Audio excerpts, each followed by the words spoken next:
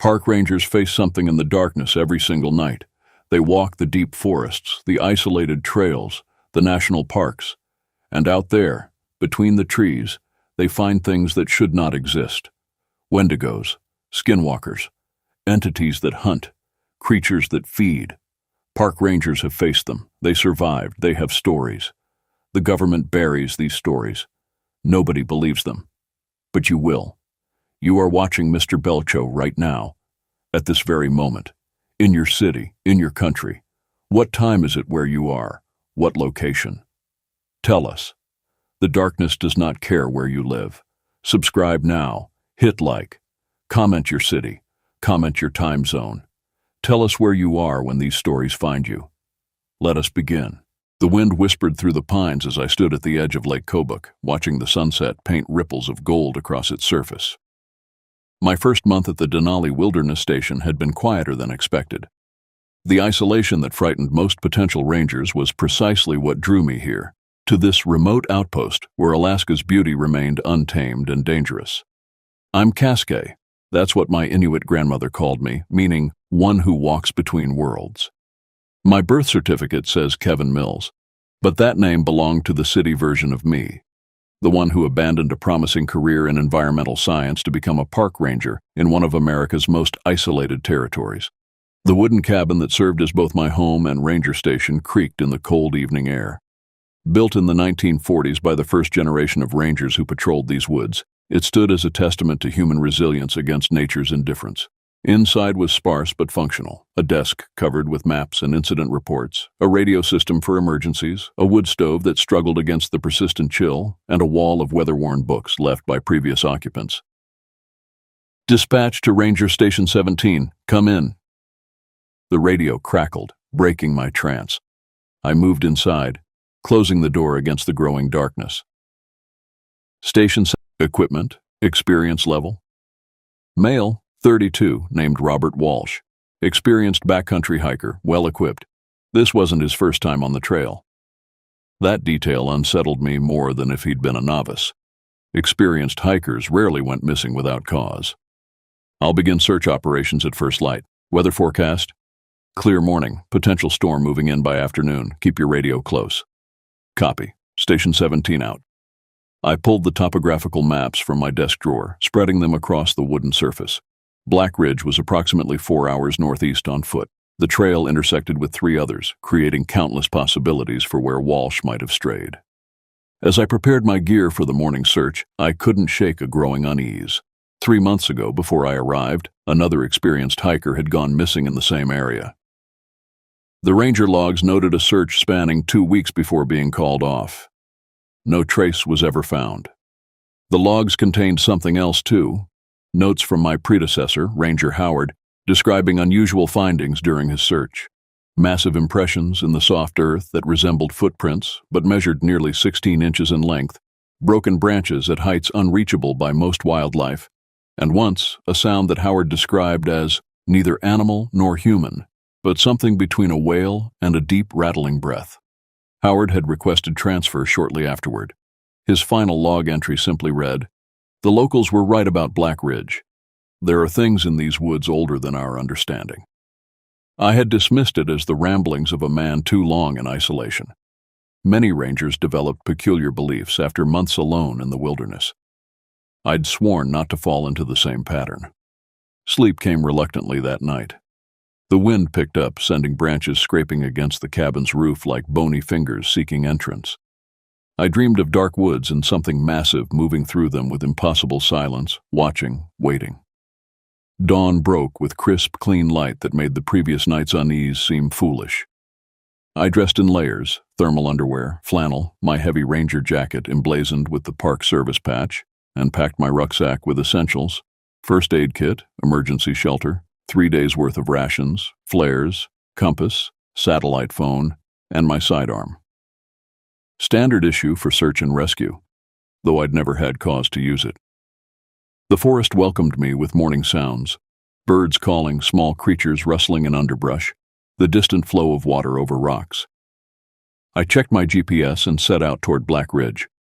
The first miles passed uneventfully. The main trail was well maintained, cutting through valleys of pine and spruce, but as I approached the ridge, the path narrowed and vegetation grew denser. Signs of human passage became scarce. "Robert," I called periodically, my voice swallowed by the trees. "Park Service. Robert Walsh." Only echoes answered, distorting my voice until it sounded foreign even to my own ears. By midday, I reached the point where the main trail branched. According to the map, the left fork continued up the ridge while the right descended toward a series of small alpine lakes. Walsh could have taken either. I was examining the ground for signs of recent passage when I noticed it. An unnatural silence had fallen. No birdsong, no rustle of small animals, just the soft sigh of wind through needles. Wilderness veterans know this silence. It typically means a predator is near, bear, wolf, or mountain lion. But something felt wrong about this silence. It felt expectant. I straightened, hand instinctively moving to my sidearm. The surrounding forest revealed nothing unusual, yet the sensation of being watched intensified. Scanning the tree line, I noticed a dark space between two ancient pines where the light seemed reluctant to penetrate. Then I saw the tracks. Calling them footprints would be misleading. They were impressions, certainly, made by something bipedal, but they measured nearly 18 inches in length and showed a depth that suggested tremendous weight. They didn't match any wildlife indigenous to the region. A chill ran through me despite the afternoon warmth. Howard's logs suddenly seemed less like paranoia and more like warning. The impressions led off the trail toward the thickest part of the forest. Following them would mean abandoning the search for Walsh, at least temporarily. Protocol dictated staying on established routes when looking for missing persons. But something about those tracks pulled at me with almost physical force. I found myself stepping off the trail before I'd consciously decided to do so. The forest grew darker as I followed the strange tracks. The trees here were older, their canopies forming a ceiling that allowed only sporadic beams of sunlight to penetrate. The ground grew soft with decades of fallen needles muffling my footsteps. The tracks led to a small clearing where they abruptly vanished. At the center of the clearing stood a stone formation that appeared deliberately arranged, flat stones stacked into a rough pyramid about 4 feet high. It wasn't a natural formation, nor did it match known structures built by indigenous peoples of the region. As I approached the stone structure, the air grew noticeably colder. A faint odor permeated the clearing, musky, wild, with undertones of decay. I reached out to touch the stones when a sound stopped me cold. A deep, throaty exhalation came from the dense forest beyond the clearing. It wasn't a growl, not exactly, but it held a resonance that made my chest vibrate in response. It was followed by the distinct crack of breaking wood, something large moving through the trees. My training abandoned me. Every instinct screamed danger in a language more primal than thought. I backed away slowly, then turned and walked quickly toward the main trail, fighting the urge to run. Running triggers prey responses in predators. But was I being stalked by a predator, or something else entirely? I made it back to the junction as dark clouds began gathering overhead. The approaching storm would make searching impossible, and with daylight fading, I had no choice but to temporarily abandon the search for Walsh. As I headed back toward my station, the first heavy drops of rain struck through the canopy. Lightning flashed, illuminating the forest in stark relief. In that brief electric moment, I glimpsed a figure standing between distant trees, massive, upright, and perfectly still. When darkness returned, it was gone. The rain became torrential, soaking through my jacket despite its waterproofing. By the time I reached the cabin, I was shivering uncontrollably. I built a fire in the wood stove with trembling hands, changed into dry clothes, and radioed dispatch to report my findings, omitting the strange tracks and the figure I'd glimpsed in the lightning flash. "Storm's expected to clear by morning," the dispatcher informed me. 3 additional rangers are being deployed to assist in the search. They'll rendezvous at your location at 800 hours. "Copy that," I replied, relief flooding through me. Whatever I'd encountered in those woods, I wouldn't be facing it alone tomorrow. That night, as rain lashed against the windows and thunder rolled across the mountains, I pored over the old ranger logs, searching for any mention of the stone structure I'd found. Nothing specific appeared, but I discovered a pattern in the reports of missing hikers over the past 30 years. Every disappearance had occurred within a 5-mile radius of Black Ridge. Every search had been accompanied by reports of unusual sounds, unexplained tracks, or glimpses of something that shouldn't exist in these woods. The locals had a name for it, according to Howard's notes. They called it Kushtaka, the land otter man in Tlingit mythology. But Howard believed it was something else, something science had dismissed but indigenous peoples across North America had always recognized. As lightning illuminated my cabin, I stared at the word Howard had scrawled across his final log entry, underlined 3 times. Sasquatch morning brought clear skies and 3 additional rangers. Jordan Rivera, a veteran with 15 years in backcountry search and rescue. Miles Akana, a tracker from Hawaii who'd transferred to Alaska seeking real wilderness. And Lena Wintambi, a field biologist turned ranger whose specialty was predator behavior. "You found tracks?" Lena asked as we gathered around my desk where I'd spread the topographical maps. I hesitated, then nodded. "Not animal tracks I could identify. Too large for bear. Moose can leave some pretty big impressions, especially in soft ground," Jordan offered. "These were bipedal," I said, "and in a straight line." Miles raised an eyebrow. "Bear will sometimes walk on hind legs for short distances." "Not like this," I insisted, then regretted it when I saw them exchange glances. "Look," Lena said gently. "Isolation plays tricks on the mind. We all know that. Let's focus on finding Walsh." I nodded, swallowing my frustration. I knew what I'd seen, but I also knew how it sounded. The rookie ranger, barely a month in, already seeing monsters in the woods. We split the search area into 4 sections with Black Ridge at the center. Each ranger would take a quadrant, maintaining radio contact hourly. We would meet at the Ridge Junction at midday to reassess.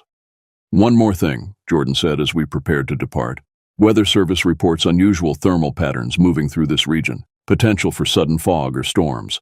If visibility drops, don't push forward. Regroup at the nearest landmark." We set out at different intervals. I took the northeast quadrant, which included the clearing with the stone structure. Part of me hoped to avoid it entirely, but another part needed confirmation that what I'd seen was real. The forest felt different with sunlight streaming through the canopy. Birds called overhead, small animals scurried through underbrush, and the oppressive silence of yesterday was absent. I followed the main trail for 3 miles before branching onto a less defined path that would take me toward the clearing. "Ranger Mills checking in," I spoke into my radio at the appointed hour. "Northeast quadrant, approximately 4 miles from base. No sign of Walsh yet." The others reported similar lack of progress.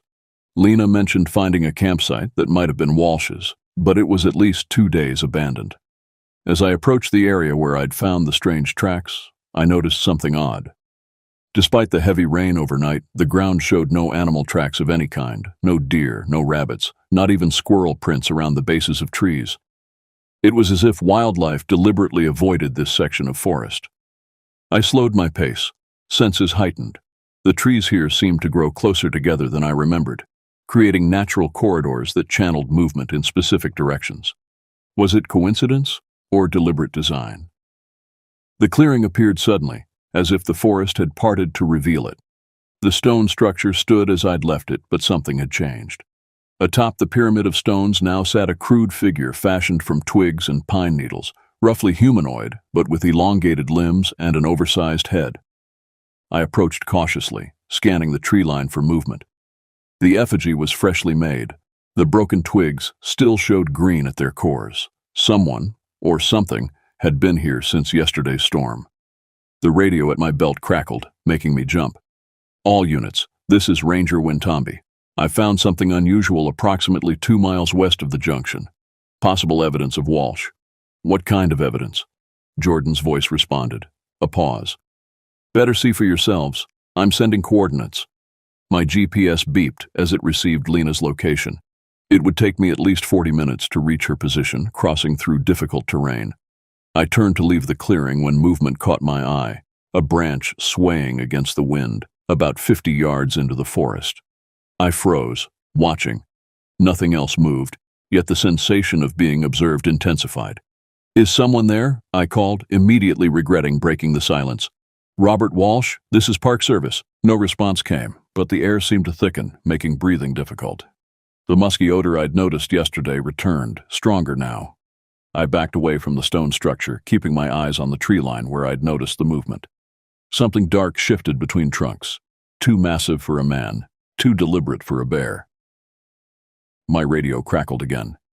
"Mills, do you copy? What's your ETA?" Jordan's voice sounded tense.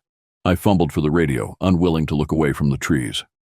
"Copy. On my way. ETA 40 minutes.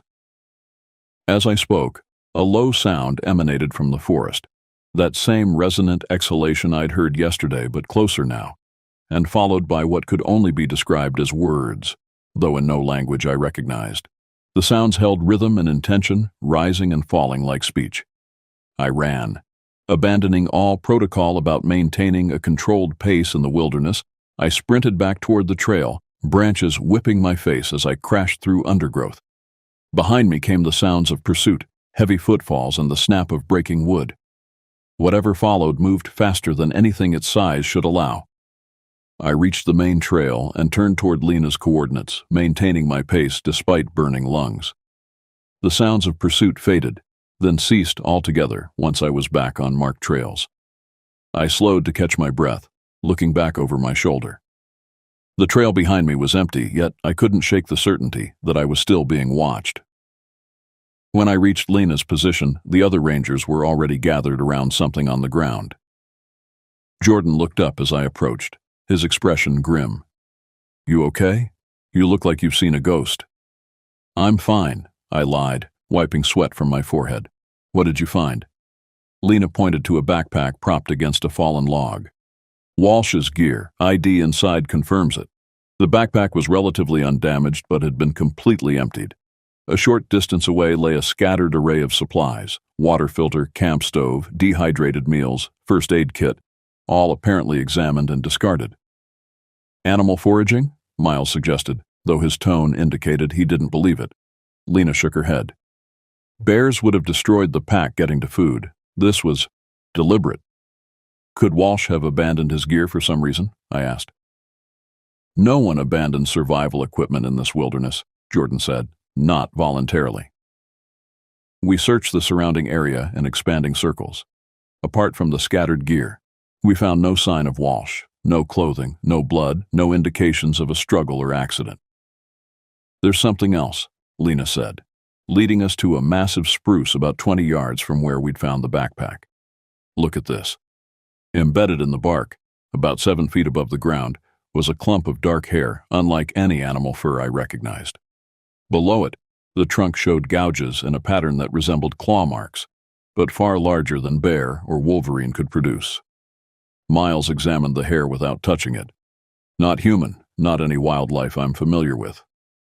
Lena carefully collected samples of the hair in evidence bags.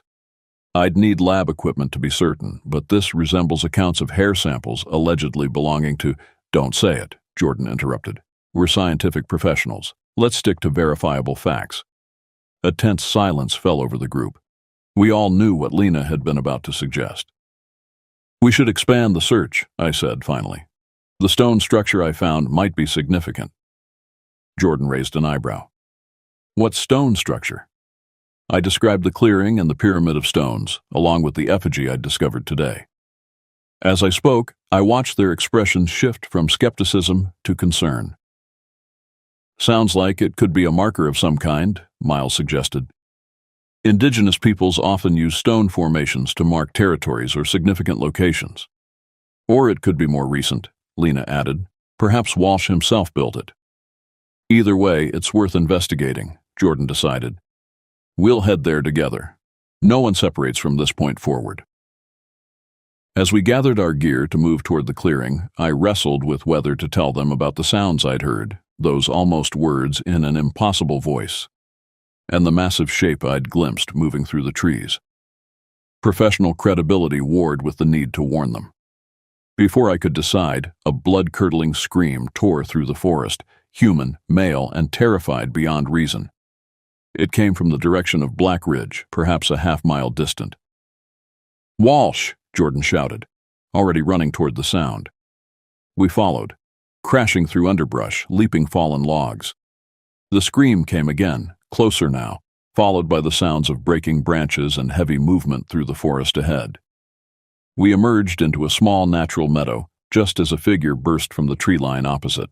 A man, clothing torn, face scratched and bloody, moving with the desperate speed of pure terror. It was Robert Walsh. When he saw us, his expression transformed from fear to wild hope. "Run!" he screamed, still charging toward us. "It's right behind me!" We instinctively raised our rifles, aiming at the tree line where Walsh had emerged. For several heartbeats, nothing happened. Then the trees at the meadow's edge began to sway, though no wind blew. What stepped into the clearing defied everything my rational mind told me was possible. Standing at least 8 feet tall, its body covered in dark brown hair, it moved with an unsettling combination of animal power and human deliberation. Its face, its face, appeared almost simian, but with distinctly human eyes that held unmistakable intelligence. Not animal awareness, but consciousness, purpose. Walsh reached us, collapsing into Miles's arms, sobbing incoherently. Jordan and Lena raised their rifles higher. "Don't move!" Jordan shouted at the creature. "U.S. Forest Service!" The creature tilted its head, studying us with unnerving focus. Then it did something none of us were prepared for. It spoke. The sounds were guttural, resonant, nothing like human speech, yet they held clear patterns, inflections, the unmistakable cadence of language. It raised one massive hand, palm outward, in what could only be interpreted as a gesture of communication. "What the hell?" Lena whispered, her rifle wavering. The creature took a single step forward. Jordan fired a warning shot into the ground before it. "That's far enough," he shouted. For a moment, the creature stood motionless, its eyes, dark, intelligent eyes, fixed on me specifically, as if recognizing the ranger who had followed its tracks the previous day. Then it made a sound that approximated a human sigh, turned with surprising grace, and disappeared back into the forest with shocking speed for something so large. We stood frozen, rifles still raised, staring at the empty tree line. What was that?" Miles finally managed, still supporting the trembling Walsh.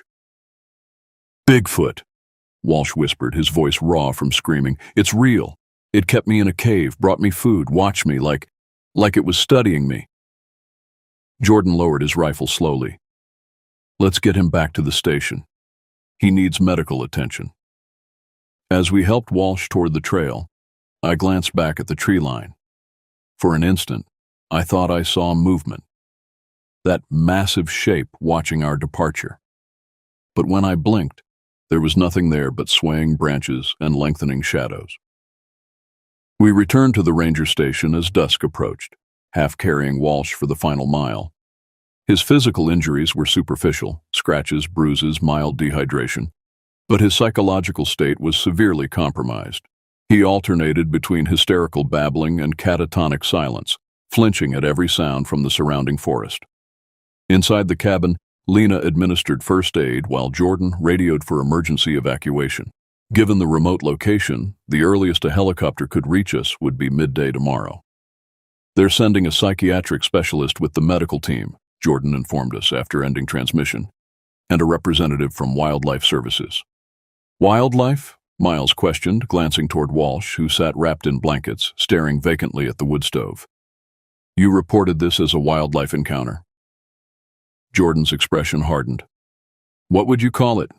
We all saw something out there. But what we write in our official reports needs to reflect established science, not cryptozoology." "That thing spoke," I said quietly. "It wasn't just animal vocalizations. It was using language." "We don't know what we heard," Jordan countered. "Stress and expectation can alter perception. We went in looking for a missing hiker in circumstances that primed us for danger." Lena joined the conversation, keeping her voice low. "I've studied primate vocalizations for years. What we heard had linguistic structure, phonemes, syntax. No known animal produces those patterns." "So what are you suggesting?" Jordan demanded. "That we report encountering Sasquatch? That we claim a mythical creature kidnapped Walsh and held him captive? We'd lose our jobs, our credibility, everything." The argument might have escalated further if Walsh hadn't chosen that moment to speak, his voice hollow but suddenly coherent. "It wanted to understand us," he said, drawing our attention. "That's why it took me. It's been watching the trails, studying hikers, learning." I moved closer. kneeling beside his chair. Learning what, Robert? His eyes focused on mine, showing the first signs of true awareness since we'd found him. How to communicate. It knows we're different, but it recognizes kinship too. It's been trying to reach out for years, but everyone runs. Everyone's afraid. For good reason, Miles muttered. That thing could tear a man apart. Walsh shook his head vehemently. No. It could have killed me 100 times. It had opportunities, but it was careful, gentle even. It brought me berries, fish, made sure I had water. If it was so benevolent, why did you run screaming from it? Jordan challenged. Walsh's gaze dropped to his hands. Because it started imitating me, my words, my gestures. It was learning too fast. It felt invasive, wrong. And when it showed me the others, I couldn't stay. A chill ran through the cabin that had nothing to do with the mountain air. Others? Lena asked carefully. There's more than one, Walsh whispered. A whole group. Family. Tribe. I don't know the right word. But they're out there watching. Always watching. Jordan straightened, checking his sidearm with deliberate motions. We secure the perimeter. Regular patrols until extraction tomorrow. No one goes outside alone. We established a watch rotation. 2 rangers awake at all times, one monitoring the cabin interior and Walsh, the other patrolling the immediate surroundings. Jordan and Miles took first watch while Lena and I tried to rest. Sleep proved impossible. Every creak of the cabin's timbers, every rustle of wind through surrounding pines set my nerves on edge. Walsh's words echoed in my mind. They're out there, watching. I rose after an hour of restless tossing, joining Lena at the cabin's small kitchen table where she was reviewing her field notes by lantern light. Can't sleep either, she asked without looking up. Too much adrenaline, I replied, pouring a cup of lukewarm coffee from the pot on the wood stove. What are you working on? She hesitated, then turned her notebook toward me. The page contained detailed sketches of the creature we'd encountered, annotated with observations about its physical characteristics, movement patterns, and attempts at categorizing the sounds it had made. You're documenting it as a new species, I realized. Someone should, she said quietly. Whatever Jordan puts in the official report, we all know what we saw wasn't a known animal. If it exists, it should be studied, understood, protected even. Protected after what it did to Walsh? We don't know exactly what happened to him yet, she countered. He said it didn't harm him, that it provided food and water. That suggests intelligence, empathy. A sharp rap against the cabin's window interrupted her. We both froze, eyes darting to the glass pane where darkness pressed against the thin barrier. Miles? Lena called tentatively. The rangers on exterior patrol were under strict instructions to use the door, not signal at windows. No response came. The sound was not repeated. I moved to the window cautiously, peering out into the darkness. The exterior floodlight illuminated the immediate clearing around the cabin, but created deeper shadows beyond its reach. Nothing moved within the light's boundaries. As I turned away, movement at the edge of the clearing caught my eye. A massive shadow detaching itself from the tree line, bipedal and deliberate in its movements. Jordan, I called sharply. We've got company. Jordan appeared from the back room where he'd been monitoring radio communications, rifle already in hand. Where? I pointed toward the north edge of the clearing. Just beyond the light, something big. Jordan moved to the window, squinting into the darkness. I don't see anything. It was there, I insisted, just for a moment. From outside came Miles's voice, tense but controlled. Movement in the trees, northeast perimeter, something large. Jordan grabbed the cabin's powerful spotlight, throwing open the door to sweep its beam across the indicated area. The light caught nothing but swaying branches and dancing shadows.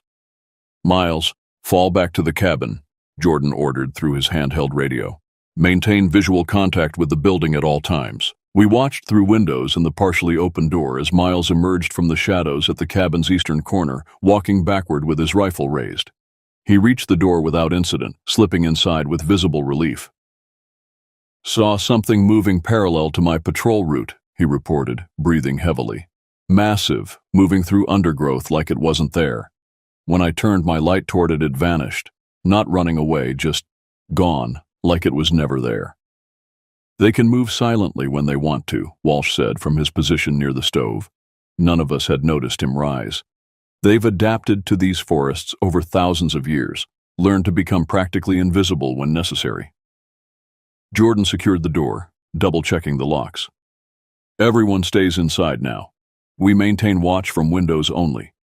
Extraction is less than 12 hours away. A heavy silence fell over the cabin, broken only by the crackling of the wood stove and the occasional creak of timber. We positioned ourselves at different windows, Jordan facing north, Miles east, Lena south, and myself covering the western approach. For nearly an hour, nothing moved beyond the pool of light surrounding the cabin. Then, from my vantage point, I noticed something unusual about the tree line approximately 50 yards away. A section of darkness that seemed denser than its surroundings, with an almost vertical edge that suggested something standing rather than natural forest shadow. 3 o'clock, I murmured to the others, using military positioning. Just inside the tree line, something's watching us. The others adjusted their positions to follow my sight line. As if sensing our collective attention, the shadow retreated deeper into the forest. I saw it, Lena confirmed. Bipedal, at least 7 feet tall. Jordan reached for the radio. I'm calling in reinforcements. This has gone beyond a standard search and rescue. Before he could transmit, a sound unlike anything I'd ever heard rose from the surrounding forest. Not a single voice, but many, calling and responding in those same structured, language-like vocalizations we'd heard earlier. The chorus surrounded the cabin completely, suggesting multiple creatures positioned in a wide circle around our location. Walsh began trembling violently. They're talking about us, he whispered, deciding what to do. How could you possibly know that? Jordan demanded. Because I started to understand them, Walsh replied, his voice barely audible. After days of listening, not words exactly, but intentions, emotions. They're curious, concerned. Some are angry. The vocalizations continued, rising and falling in complex patterns. To my astonishment, I realized I could begin to distinguish individual voices, some deeper, some higher-pitched, each with distinct cadences and rhythms. They're deliberating, Lena said, wonder overtaking fear in her expression. This is a social group using advanced communication to make collective decisions. About us, Miles added grimly. About what to do with us. A particularly powerful call sounded from directly north of the cabin, deeper, more resonant than the others, carrying an unmistakable authority that silenced the rest. In the quiet that followed, heavy footsteps approached the edge of the light surrounding the cabin. From the darkness emerged the creature we'd encountered earlier, or one identical to it. It stopped at the boundary where light met shadow, its massive silhouette clearly visible against the night. Behind it, partially obscured by trees, other large shapes moved, at least 5 distinct figures, possibly more. My God, Lena breathed. A family group. The lead creature raised both arms slowly, palms forward in the same gesture of communication it had used in the meadow. Then, to our collective shock, it lowered itself to a sitting position just beyond the light's reach, a deliberate posture of non-aggression. Jordan's rifle remained trained on the creature, but confusion had replaced the determination in his eyes. What is it doing? Waiting, Walsh said. It wants to talk.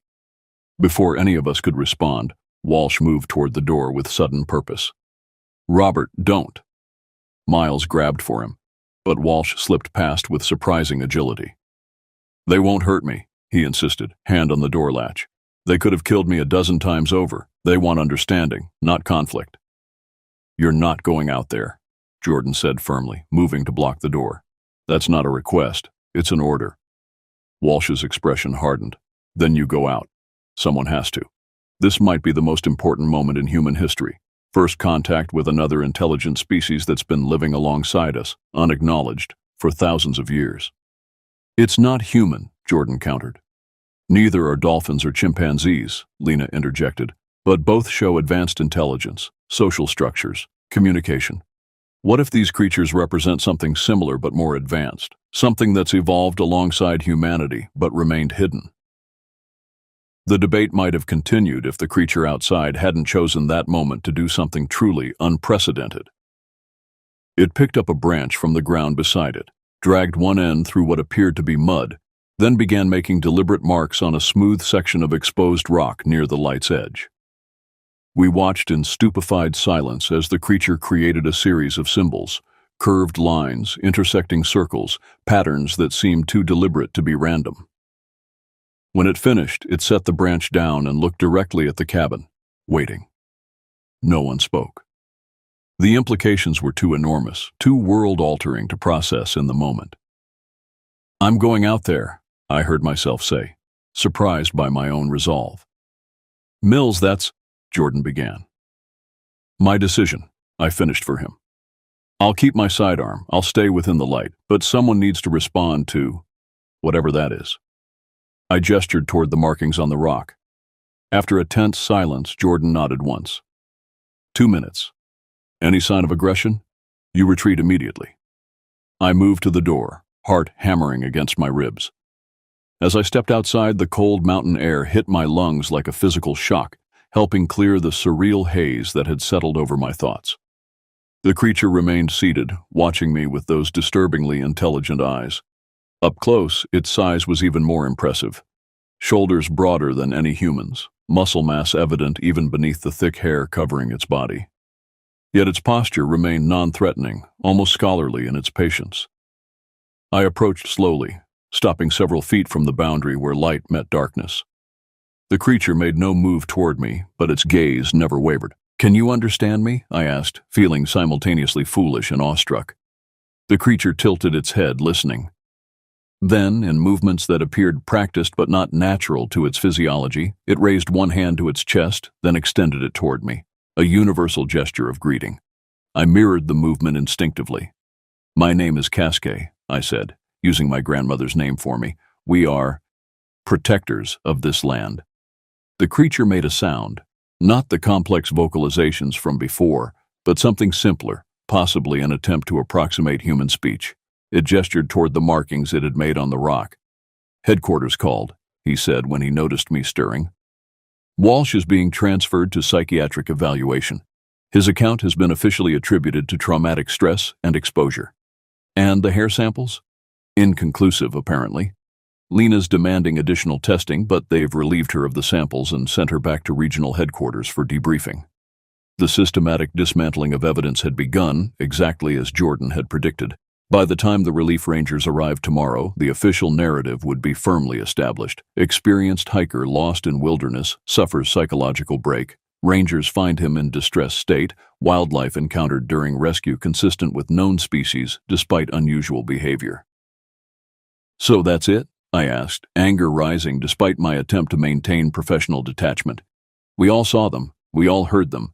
That interaction happened." Jordan set the radio down carefully. "What would you have me do, Mills? Resign in protest? Go to the media with a Bigfoot story? We'd be laughed out of any credible forum, and the evidence we do have would be even more thoroughly buried." He was right, of course.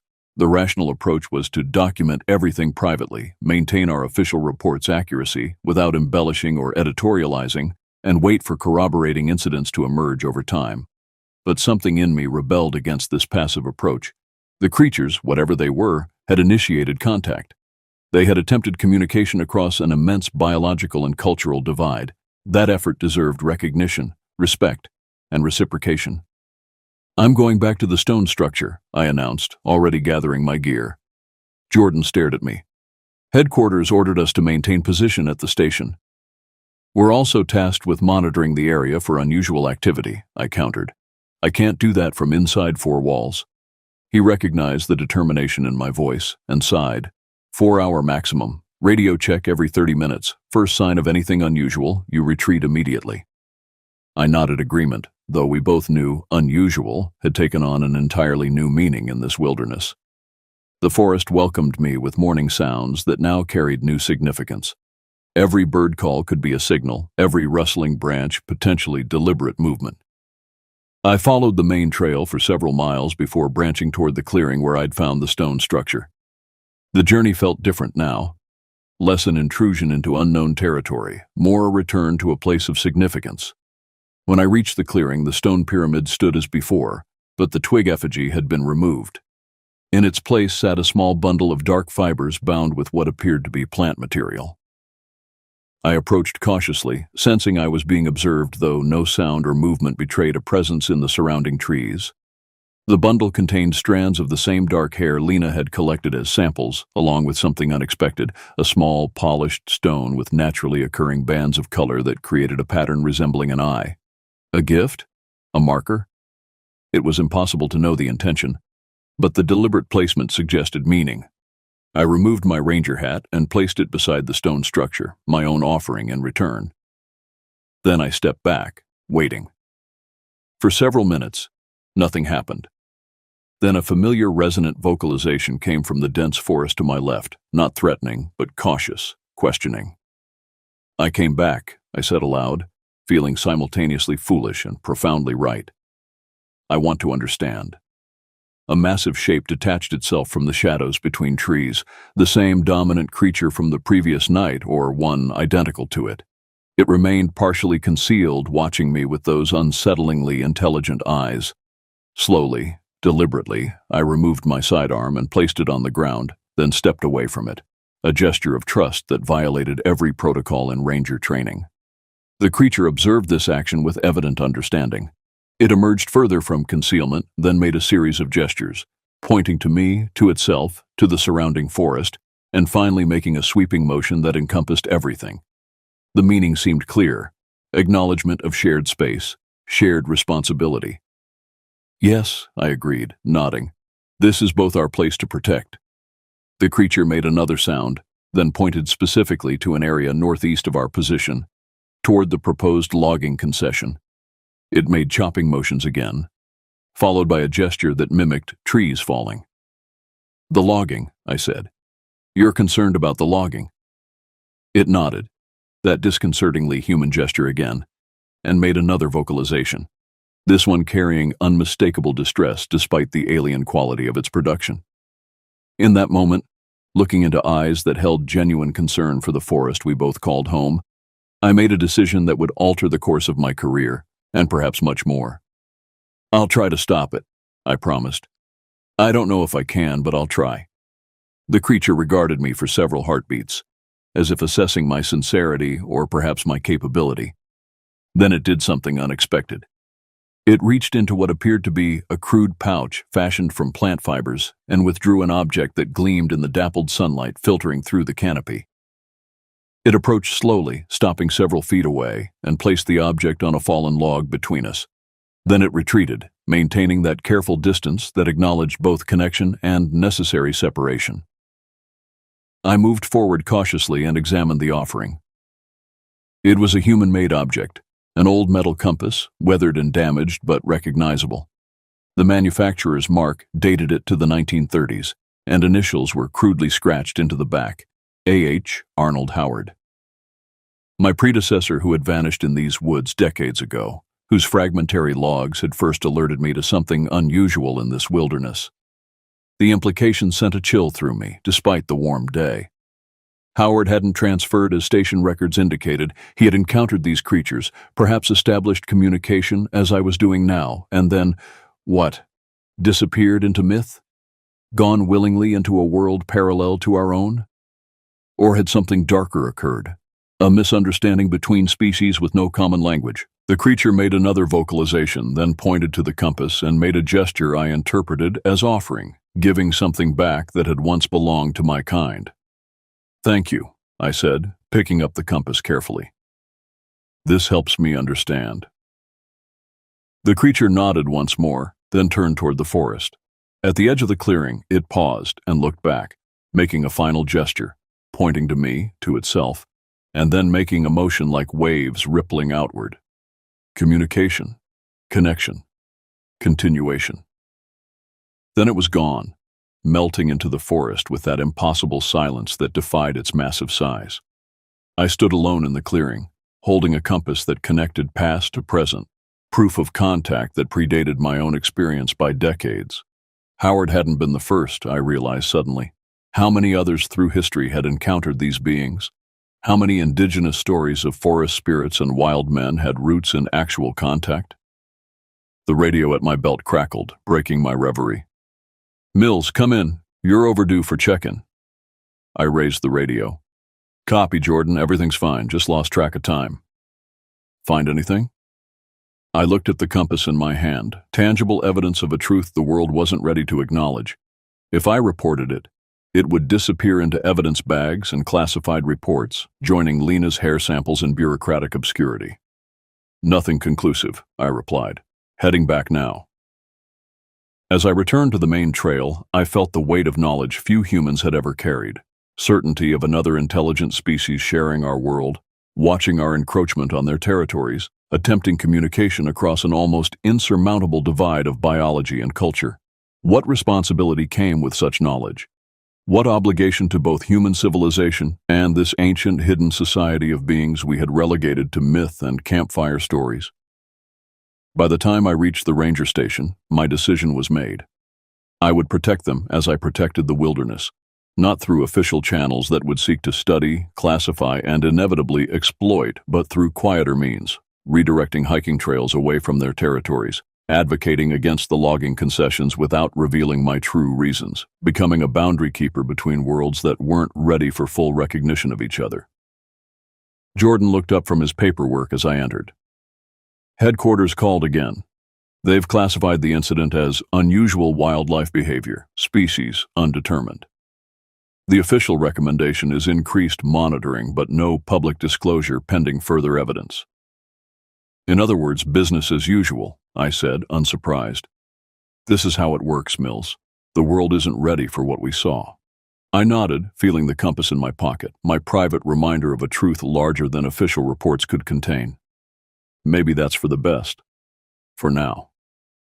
That evening, as darkness reclaimed the forest, I stood on the cabin's porch, listening to the night sounds with new awareness.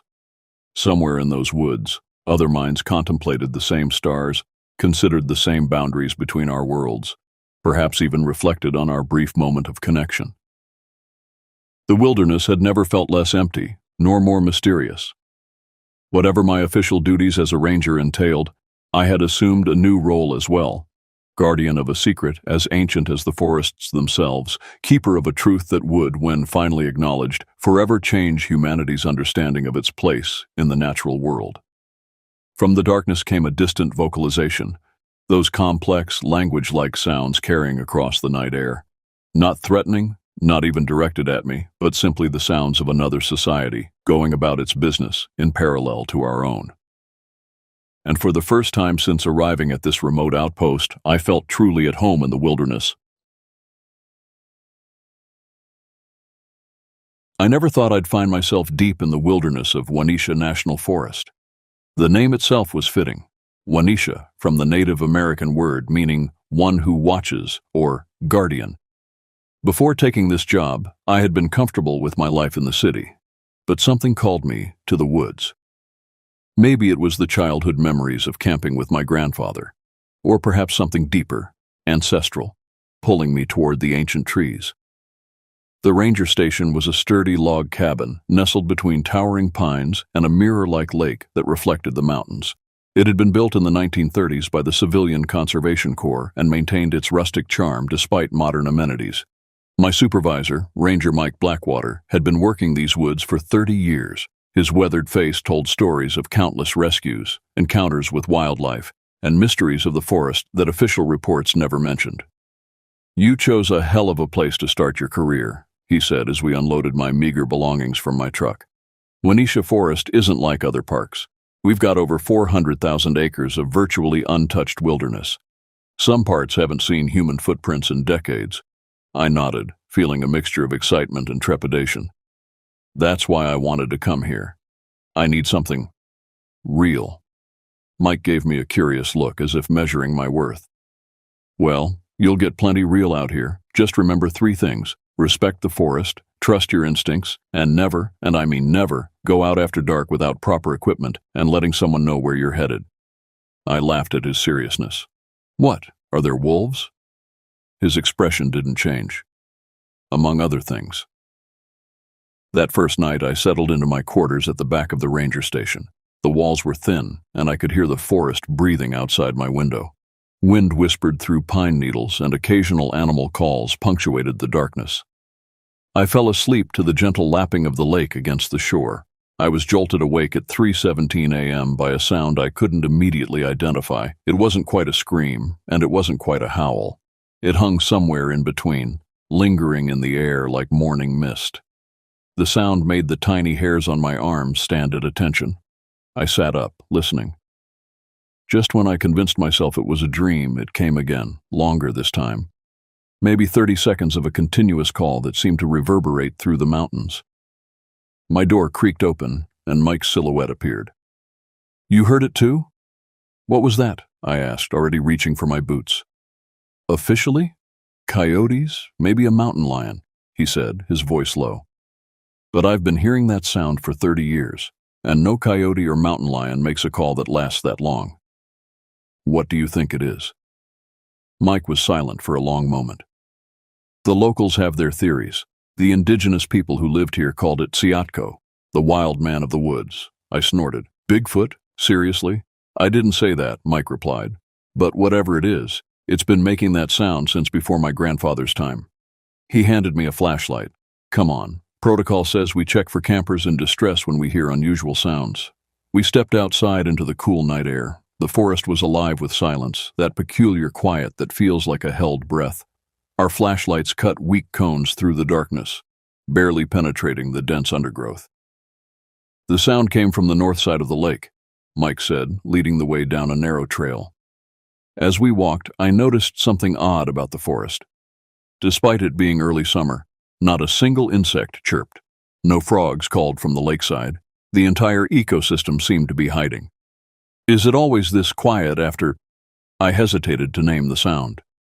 "Yes," Mike answered simply. "Whatever it is, everything else knows to shut up when it calls." We circled halfway around the lake, checking the designated camping areas.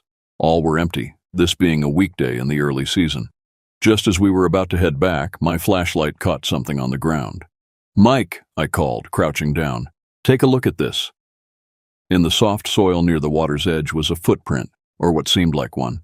It was nearly twice the size of my boot, with 5 distinct toe impressions. The depth suggested something heavy had made it. Mike knelt beside me, his expression unreadable in the darkness. "Bear," he said after a moment. "Bears don't have 5 toes like that," I countered. "Young grizzly, unusual gait," he replied, standing. "We'll come back in the morning and make a plaster cast. For now, let's get back to the station." As we turned to leave, I heard a splash from the lake. Something large had disturbed the water, but in the darkness, I could see nothing. "Mike, don't look," he said sharply. "Just walk. Normal pace." I felt it then, the weight of eyes on my back. Something was watching us from the darkness beyond our flashlight beams. Something that wanted us to know it was there. The feeling followed us all the way back to the station. Only when we were inside with the door locked did Mike's shoulders relax. "Get some sleep," he said. "Tomorrow's your first full day on the job. We'll need to file a report about that bear track." "But it wasn't." "It was a bear track," he interrupted firmly. "That's what goes in the report." As he turned to leave, I asked the question that had been burning in my mind. "Have you ever seen it, the thing that makes that sound?" Mike paused at the door. "Once," he said quietly.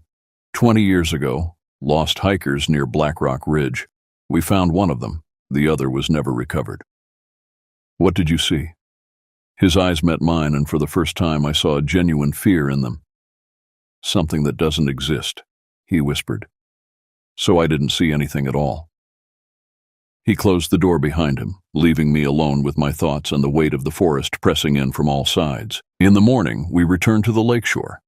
The footprint was gone, washed away by the gentle waves. Mike seemed relieved, but I couldn't shake the feeling that we were being toyed with. Something wanted us to know it was there, but didn't want to leave evidence. That day marked the beginning of my education in Wanisha Forest.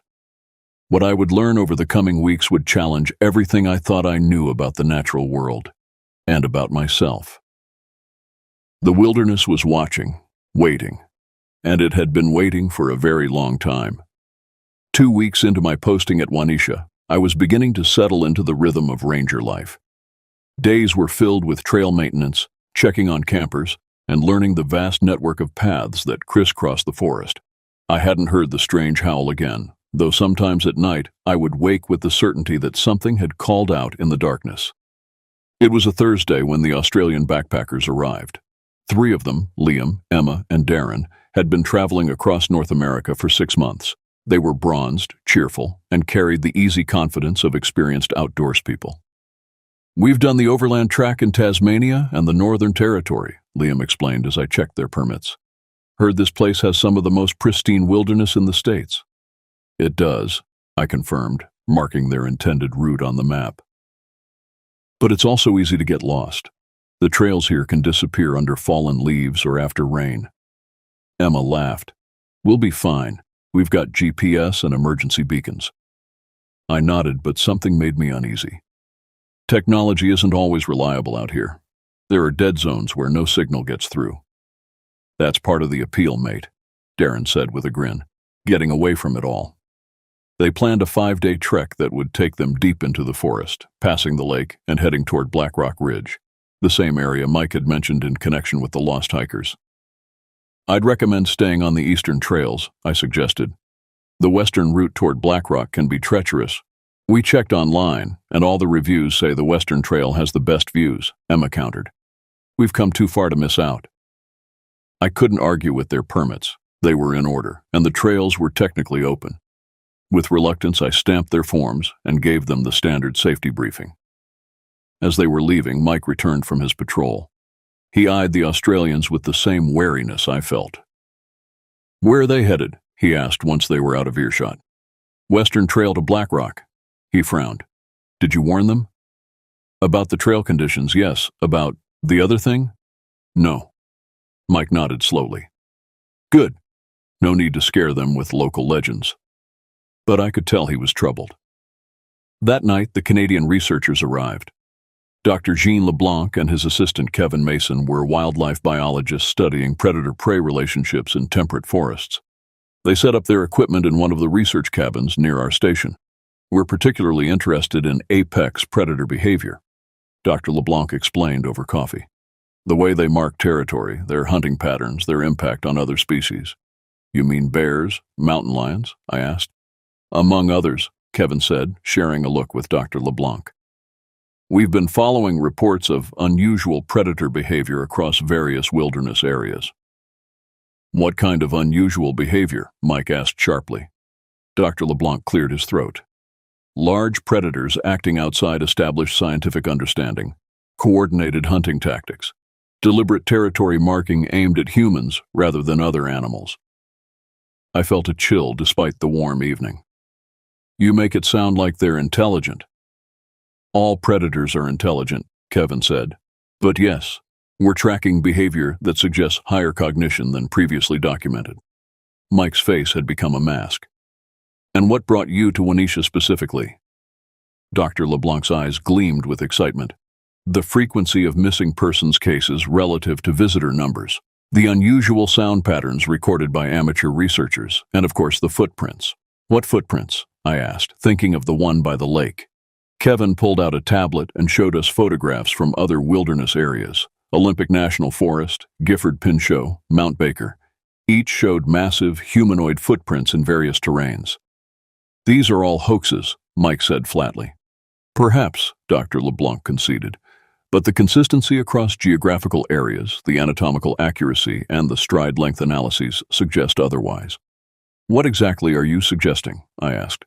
Kevin looked at me directly. "That an undocumented bipedal primate species exists in the Pacific Northwest forests, a species that has evolved remarkable adaptations for concealment and survival." "Bigfoot," I said, the word falling heavily between us.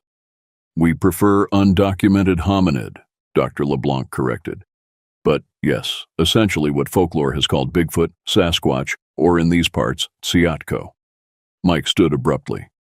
"You're welcome to conduct your research within permit guidelines, but I won't have you spreading these theories to visitors or locals. We have enough problems with amateur Bigfoot hunters trampling protected habitats." "Of course," Dr. LeBlanc agreed smoothly.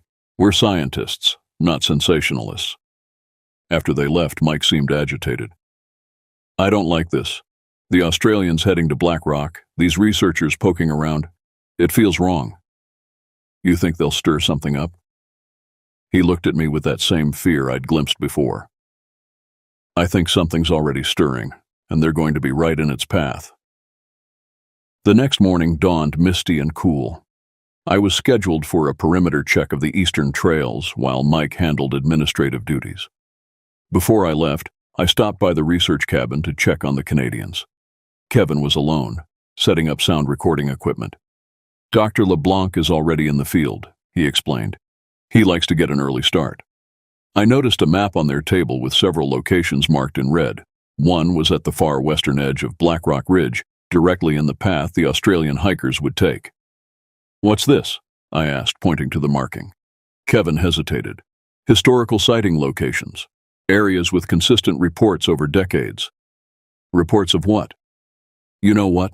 he said quietly. "Your colleague Mike has seen one. It's in the records, 1994, search and rescue operation." I felt my mouth go dry. "He told you that?" "He didn't have to. We've been researching incidents for years. May 12th, 1994. 2 hikers lost near Black Rock. One found with exposure and trauma consistent with a fall. The other never recovered. The report mentions unexplained vocalizations and possible large predator activity. Mike Blackwater was the lead ranger on that rescue." I tried to maintain a professional demeanor. "Those reports are confidential." "They're public record if you know where to look," Kevin countered. Then his tone softened. "Look, we're not here to cause trouble. We're here because something is happening in these forests that science hasn't properly documented, and people are getting hurt because of it." As I left, I couldn't shake the unease that had settled over me. The forest felt different today, the mist hanging between trees like cobwebs, the unusual silence despite it being morning when birds should be active. I decided to adjust my route to pass closer to the Western Trail. It wouldn't hurt to check on the Australians, make sure they were doing all right on their first night out. The eastern trails were clear and well maintained, but as I crossed over to the western section, the difference was immediate. These paths were less traveled, narrower, with vegetation encroaching from both sides. The forest here felt older somehow, the trees larger and more densely packed. About 3 hours into my hike, I found the Australians' campsite from the previous night. They had followed proper protocols, a designated camping area, properly stored food, a cleared fire pit. But something was off. Their fire had been extinguished correctly, but the ashes were scattered as if something had pawed through them after they left. I crouched to examine the ground and noticed partial prints in the soft earth, the same enormous 5-toed impressions I'd seen by the lake. They circled the entire campsite, coming to within feet of where the tents had been pitched. Something had stalked around their camp all night, watching them while they slept. I stood quickly, grabbing my radio. "Mike, come in." Static crackled before his voice came through. "Go ahead. I'm at the Australians' first campsite on the Western Trail. We've got visitors." It was our code for unusual activity. A long pause. "What kind?" "Same as the lake. Multiple prints, circling pattern. They came through here last night." "The Australians?" "Packed up and continued on trail this morning. Looks like they left around dawn." Another pause. "Stay put. I'm coming to you. We'll track from there." It took Mike nearly 2 hours to reach my position. By then, I'd found more prints leading away from the campsite, following the Australians' path toward Black Rock. "It's tracking them," I said as soon as Mike arrived. He examined the prints, his expression grim. "Maybe, or it's just moving through its territory." "In the exact same direction? Following their exact path?" Mike didn't answer, instead pulling out his satellite phone. "I'm calling for backup. We're going to intercept them and escort them back. You think they're in danger?" He looked at me, all pretense gone. "I think something's changed in the forest. The patterns are different. Usually it stays away from people, watches from a distance. This behavior, following so closely, investigating a campsite, it's unusual." "What about Dr. LeBlanc? He's out here somewhere too." Mike nodded. "We'll try to locate him as well." As he made the call, I stared into the dense forest. The trees seemed to watch us, the shadows between them deeper than they should be in midday. For the first time, I truly understood that we were not alone in these woods. And whatever shared them with us was growing bold. Backup wouldn't arrive until morning. We had a choice: wait, or follow the tracks. and try to reach the Australians before nightfall. Mike checked his watch. We've got about 5 hours of daylight left. If we push hard, we might catch them before they make camp. And if we don't? His eyes met mine, steady and serious. Then we make sure we're better prepared for the night than they are. We set off along the trail, following both the Australians' boot prints and the larger, more disturbing tracks that shadowed them. As we hiked, Mike finally began to open up about what he knew. 20 years ago, it wasn't just the hikers we were looking for, he said as we climbed a steep section. There had been reports from locals about increased activity, strange calls at night, livestock acting nervous, even some property damage at the outlying cabins. What kind of damage? Broken windows, doors torn off hinges, food stores raided. Most people blamed bears, but he trailed off. But what? Bears don't stack stolen items in piles. Bears don't arrange things. What we found was deliberate. A chill ran through me despite the exertion of hiking. You're saying they're intelligent. I'm saying whatever they are. They're not just animals acting on instinct. He paused at a ridge to catch his breath. That rescue mission in '94, we found the first hiker halfway down a ravine. Broken leg, hypothermia, but alive.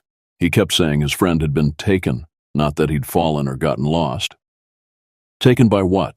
Mike wiped sweat from his brow. He said they were surrounded in the night, that large figures moved just beyond their flashlight beams, that they heard mimicry of human voices calling for help from the darkness. His friend went to investigate and never returned. Did you believe him?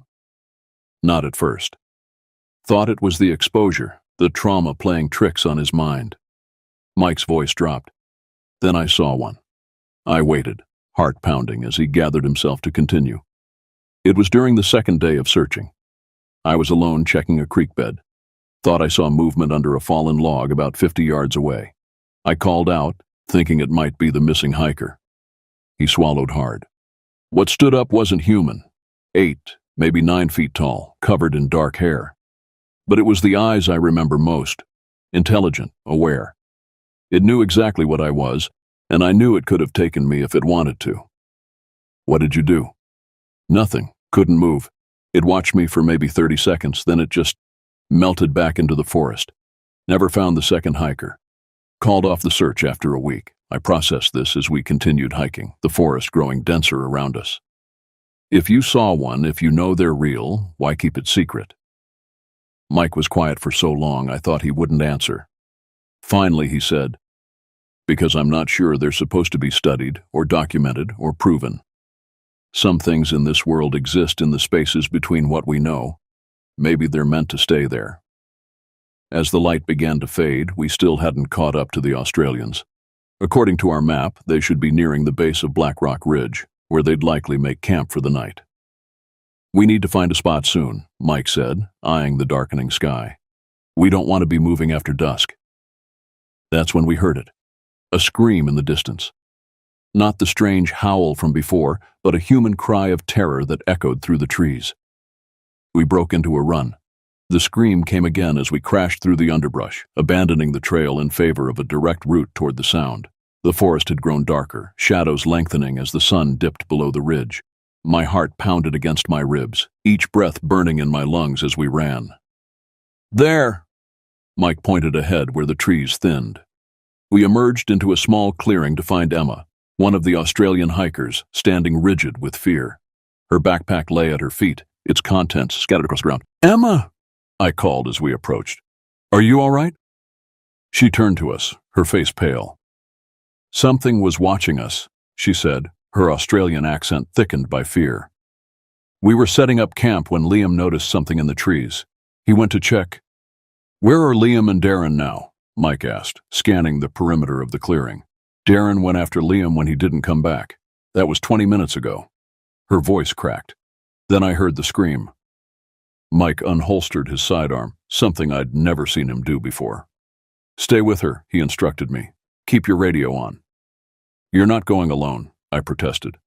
Someone needs to protect her, he said firmly. I've dealt with this before. Before I could argue further, a crashing sound came from the forest to our left. We all turned as Darren stumbled into the clearing, his face scratched and bleeding. It took him, he gasped, collapsing to his knees. It took Liam.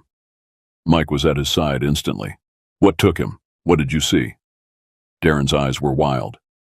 It was massive, like a man but not a man. Covered in dark hair. It moved so fast. Liam didn't have a chance. Which direction? Mike demanded. Darren pointed with a shaking hand toward a dense section of forest. There, toward the rock face, but it's getting dark. We can't go there now. Mike checked his watch. We have maybe 30 minutes of usable light left. Not enough time to mount a search. His face showed the weight of the decision. We need to secure this position for the night. We can't just leave Liam out there, Emma cried. We're not abandoning him, Mike assured her. But if we go blundering through the forest in the dark, we're putting everyone at risk. Our backup arrives at dawn. Until then, we hunker down, stay alert, and prepare to search at first light. I helped gather Emma's scattered supplies while Mike and Darren collected firewood. We quickly established a defensive perimeter, building a fire larger than normally permitted under park regulations. Keep the fire high, Mike instructed. They don't like light or fire. They, Emma asked. How many are there? Mike and I exchanged glances. We don't know, I admitted. The forest hasn't been fully surveyed for this species. Species? Darren looked between us incredulously. Are you saying Bigfoot took our mate? We're not saying anything definitively, Mike replied carefully. But something is out there, and it's not a recognized species. As night fell completely, we huddled around the fire. Mike distributed emergency equipment, flares, backup flashlights, a bear horn. He kept his weapon close. If you hear something in the dark, don't investigate, he warned. Don't leave the light of the fire for any reason. They can mimic human voices, animal sounds. Don't trust anything you hear. How do you know all this? Emma asked, her eyes reflecting the flames. Mike's face was grim in the firelight. Experience. The night closed in around us, the forest becoming a wall of impenetrable black beyond our circle of light. For the first few hours, nothing happened. We took turns watching while others tried to rest, though I doubt anyone slept. Around midnight, the forest went silent. The normal sounds of nocturnal animals, owls, insects, the rustling of small mammals, ceased abruptly, as if a switch had been flipped. They're near, Mike whispered, standing to scan the darkness. I joined him, straining my eyes against the black void. At first, I saw nothing. Then, at the very edge of the firelight, I caught a glimpse of movement. Tall, bipedal shapes, moving with deliberate silence between the trees. There's more than one, I breathed. I count 3, Mike confirmed, his voice steady despite the tension I could feel radiating from him. They're testing our perimeter. Emma and Darren were awake now, both staring wide-eyed into the darkness. What do they want? Emma whispered. Territory, maybe, Mike replied. Or they're curious, or hunting. We don't know enough about their behavior to be sure. A sound came from the forest then, a perfect imitation of Liam's voice calling out, Emma, Darren, help me, I'm hurt. Emma jerked forward instinctively, but Darren caught her arm. It's not him, he said hoarsely. Remember what they said. They mimic voices. The false calls continued, growing more desperate, more convincing. Then other voices joined in, some calling for help, others engaged in mundane conversation as if a group of hikers was just beyond our sight. The effect was profoundly unsettling. They're trying to draw us out, Mike said, feeding more wood to the fire. Stay focused. As the night wore on, the psychological warfare continued. The creatures circled our camp, sometimes drawing close enough that we could hear their breathing, heavy and deliberate. Occasionally, a massive shadow would cross just at the edge of visibility, there and gone before we could focus on it. Around 3 a.m, something changed. The mimicry stopped. The movement around our camp ceased. An unnatural stillness descended. Something's wrong, Mike murmured, standing alert with his flashlight sweeping the perimeter. That's when we heard it. The same elongated howl I'd heard by the lake, but much closer. It started low, almost subsonic, then rose to a pitch that set my teeth on edge. The call lasted nearly 30 seconds, vibrating through the clearing. When it ended, Mike's radio crackled to life. Dr. LeBlanc's voice came through, breathless and excited. Do you hear that? Extraordinary, I'm recording everything. The vocalization patterns are consistent with territorial. The transmission cut off abruptly. Mike tried to respond. LeBlanc, what's your position? LeBlanc. Nothing but static answered. The researcher, Darren realized. He's out there too? Mike nodded grimly. Somewhere. Location unknown. Emma hugged herself tightly. What was that sound? What are they doing? Communicating, I said, the realization dawning. They're coordinating. As if to confirm my theory, another howl answered the first. This one from the opposite direction. Then a third from somewhere near the ridge. They're surrounding us, Mike said quietly. But they're also surrounding something else. Liam? Emma asked hopefully. Or Dr. LeBlanc, I suggested. Or both. Mike made a decision. We need to move at first light. Get back to the main trail, head for the station. Our backup should be arriving from that direction. We'll meet them en route. The rest of the night passed in tense silence. The creatures didn't approach again, but we could feel their presence lingering in the darkness, watching, waiting. Dawn came with agonizing slowness. As the first gray light filtered through the trees, we quickly packed up camp. The forest remained unnaturally quiet. Stay close, Mike instructed as we prepared to move out. Single file. I'll lead. Then Emma, Darren, and you take the rear, he said to me. Keep your eyes on the forest, not the trail. We set off, moving as quickly as caution allowed. The path back to the main trail would take us along the base of Black Rock Ridge, a massive wall of stone that rose nearly vertical from the forest floor. The terrain was challenging, with fallen trees and rocky outcroppings forcing us to adjust our route frequently. About an hour into our hike, we found the first sign of Dr. LeBlanc, an abandoned recording device hanging from a tree branch. The case was cracked, but the memory card was intact. Should we take it? I asked Mike. He considered briefly, then nodded. Evidence might tell us what happened to him. As I reached for the device, I noticed something odd on the tree trunk. 3 long, deep gouges in the bark, about 8 feet off the ground. They weren't random. They formed a distinct pattern. Mike, I called softly. Look at this. He examined the marks, his expression darkening. Warning signs. They're marking territory. For us or for each other? Both, maybe. We continued, moving faster now. The forest remained eerily silent. No birds, no squirrels, nothing. It was as if all wildlife had evacuated the area. We were about 2 miles from the main trail when Darren spotted something ahead. There's a clearing just beyond those trees, he said, pointing. I see something on the ground. Mike signaled for us to stop, then moved forward cautiously to investigate. I stayed with Emma and Darren, scanning the forest around us. Nothing moved, but I couldn't shake the feeling of being watched. After a moment, Mike beckoned us forward. It's safe. We entered a small meadow where wildflowers would normally be blooming. Instead, the ground was trampled, the vegetation flattened in a circular pattern. In the center lay a backpack, Liam's. Emma rushed forward, but Mike caught her arm. Wait, let me check first. He approached the pack carefully, examining the ground around it before touching anything. The backpack was intact, not torn or damaged. Mike opened it cautiously. Everything's here, he said, puzzled. Food, water, equipment, all untouched. Where's Liam then? Emma asked, her voice small. Mike shook his head. I don't know. That's when we heard it. A twig snapping in the forest behind us. We all turned, nothing visible, but the sense of being observed intensified. We need to move, Mike said urgently. Now!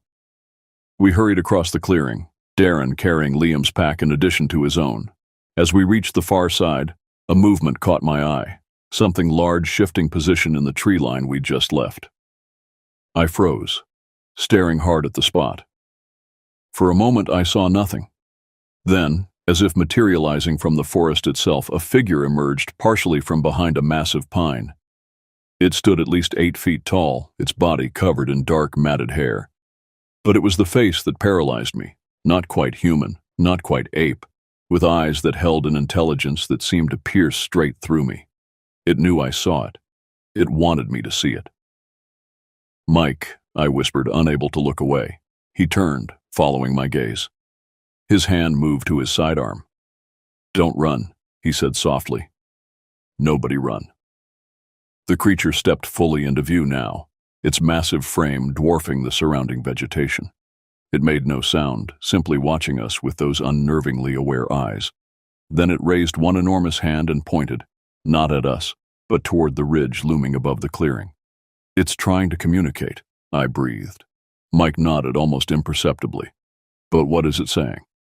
The creature pointed again, more emphatically this time, then melted back into the forest with a silence that defied its size. "What just happened?" Darren asked, his voice shaking. Mike was staring at the ridge. "It was warning us." "Warning us about what?" Emma demanded. Before Mike could answer, a human figure appeared at the tree line where the creature had been. Dr. LeBlanc, disheveled, but apparently unharmed. "Thank God," he called, hurrying toward us. "I've been lost since yesterday." Mike held up a hand, stopping him. "Stay where you are, Doctor. How did you get here?" LeBlanc looked puzzled. "I was tracking sounds, got turned around. Been trying to find my way back." He took another step forward. "We should hurry. They're all around us." Something felt wrong. LeBlanc's movements were too stiff, his voice too flat. "Where's your equipment, Doctor?" I asked, noticing he carried nothing. A flicker of something crossed his face. Frustration? Anger? "Lost it. Now please, we must go. This way." He gestured toward the ridge. Mike drew his weapon. "That's the opposite direction from the trail." LeBlanc's expression changed completely, a darkness passing over his features. "The trail isn't safe anymore." His voice had changed too, deeper, with an odd cadence. "It's not him," Mike said quietly. "Back away, everyone." "What do you mean?" Emma whispered. "It's the researcher." "No," I said, the terrible realization dawning. "It's mimicking him, like it mimicked Liam's voice." At that moment, a terrible scream echoed from the direction of the ridge, a human scream of pure terror. All of us, including the false LeBlanc, turned toward the sound. In that instant of distraction, the figure that looked like LeBlanc charged. Mike fired a warning shot into the air. The creature froze, then let out a sound no human throat could produce, a roar that seemed to shake the very ground beneath our feet. "Run!" Mike shouted. "Back to the trail, now!" We fled, crashing through the underbrush, all thoughts of stealth abandoned. Behind us, more roars joined the first, a chorus of rage that spurred us to greater speed. I glanced back once to see multiple large figures emerging from the tree line, giving chase. Their movement was shocking, not the lumbering gait I'd expected, but a fluid, powerful motion that ate up the distance between us with terrifying efficiency. "They're hurting us!" I shouted to Mike, "driving us toward the ridge!" Mike veered sharply, changing our course. "This way!" We turned away from the direction the creatures seemed to be pushing us, cutting across a dried stream bed. For a moment I thought we might escape. Then a massive figure dropped from a tree directly in our path. Mike skidded to a halt, raising his weapon. "Back up, slowly." The creature before us was larger than the others, its hair graying around what passed for a face. It made no move to attack, simply blocking our path. Behind us, the pursuing creatures had slowed, now moving deliberately to surround us. We were trapped. The gray-haired creature uttered a series of complex sounds, clicks, grunts, and low vocalizations that seemed almost like language. To my astonishment, Mike responded with similar sounds, halting and imperfect, but recognizable. The creature's head tilted, regarding Mike with what seemed like surprise. "What are you doing?" I whispered. "Trying something," Mike murmured. "The old-timers who worked these woods before me. They said there was a way to communicate, patterns of sounds they'd learned from the indigenous people who lived here before the park was established." He made another series of vocalizations, gesturing toward the trail, then toward Emma and Darren. The creature watched, unmoving. Then slowly it raised its arm and pointed again toward the ridge. Mike frowned. "It keeps directing us that way." "But you said that's where they were hurting us," I said. "It doesn't make sense." A distant human cry reached us, weak but distinct. "Liam!" Emma gasped. The gray-haired creature grunted, again pointing insistently toward the ridge. Understanding dawned on Mike's face. "They're not hurting us. They're trying to show us something." "You can't be serious," Darren protested. "These things took Liam." "Maybe," Mike conceded. "Or maybe they found him." He made a decision. "We follow. but we stay together. Stay alert. To my shock, Mike slowly holstered his weapon and gave a slight nod to the creature. It returned the gesture, then turned and began moving toward the ridge at a pace we could follow. "Have you lost your mind?" I hissed as we fell in behind it. "Maybe," Mike admitted. "But I don't think we have a choice. They've got us surrounded, and they've had multiple chances to attack. They haven't." "Yet," I muttered. As we approached the base of the ridge, the terrain became increasingly rough. The creature ahead of us navigated it easily, occasionally pausing to ensure we were keeping up. The other creatures had fallen back, but I could sense them moving parallel to us through the forest, flanking our position. Whether as escorts or guards, I couldn't tell. After 20 minutes of difficult hiking, we reached a section of the ridge where a recent rockslide had exposed a dark opening in the cliff face. A cave entrance partly concealed by fallen boulders. The creature stopped, pointing toward the opening. "In there?" Mike asked aloud. A low grunt was the only response. Mike turned to us. "Stay here. I'll check it out." "I'm coming with you," I insisted. After a moment's hesitation, he nodded. "Emma, Darren, wait here. If we're not back in 5 minutes, use this." He handed Emma a flare gun from his pack. "Shoot it straight up. The backup team should be close enough to see it." With that, Mike and I approached the cave entrance, flashlights drawn. The creature made no move to follow us, simply watching from a distance.